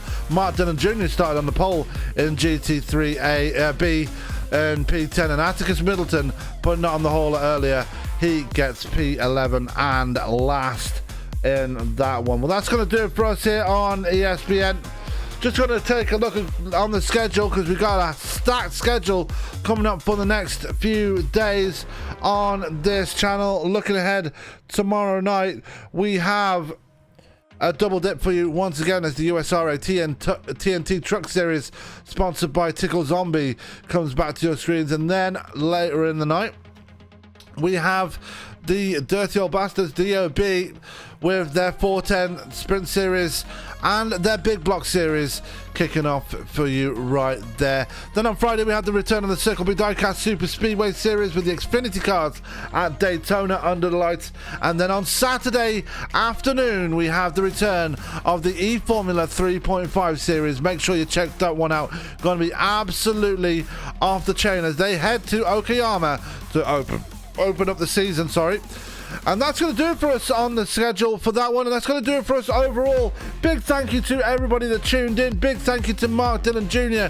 for putting on this league. And a big thank you to everybody that took part here tonight. 44 drivers, 3 winners. Dennis Diaz, Ryan Tyler and Roger Champ picking up the wins in respective classes. That is going to do it for us here tonight. My name has been Sam Cooper Bennett here with ESPN. Joined in the booth by Byron Rodney. On all that's left for me to say is keep it clean, keep it green. We will catch you live tomorrow for some more racing here on ESPN. Have a good night.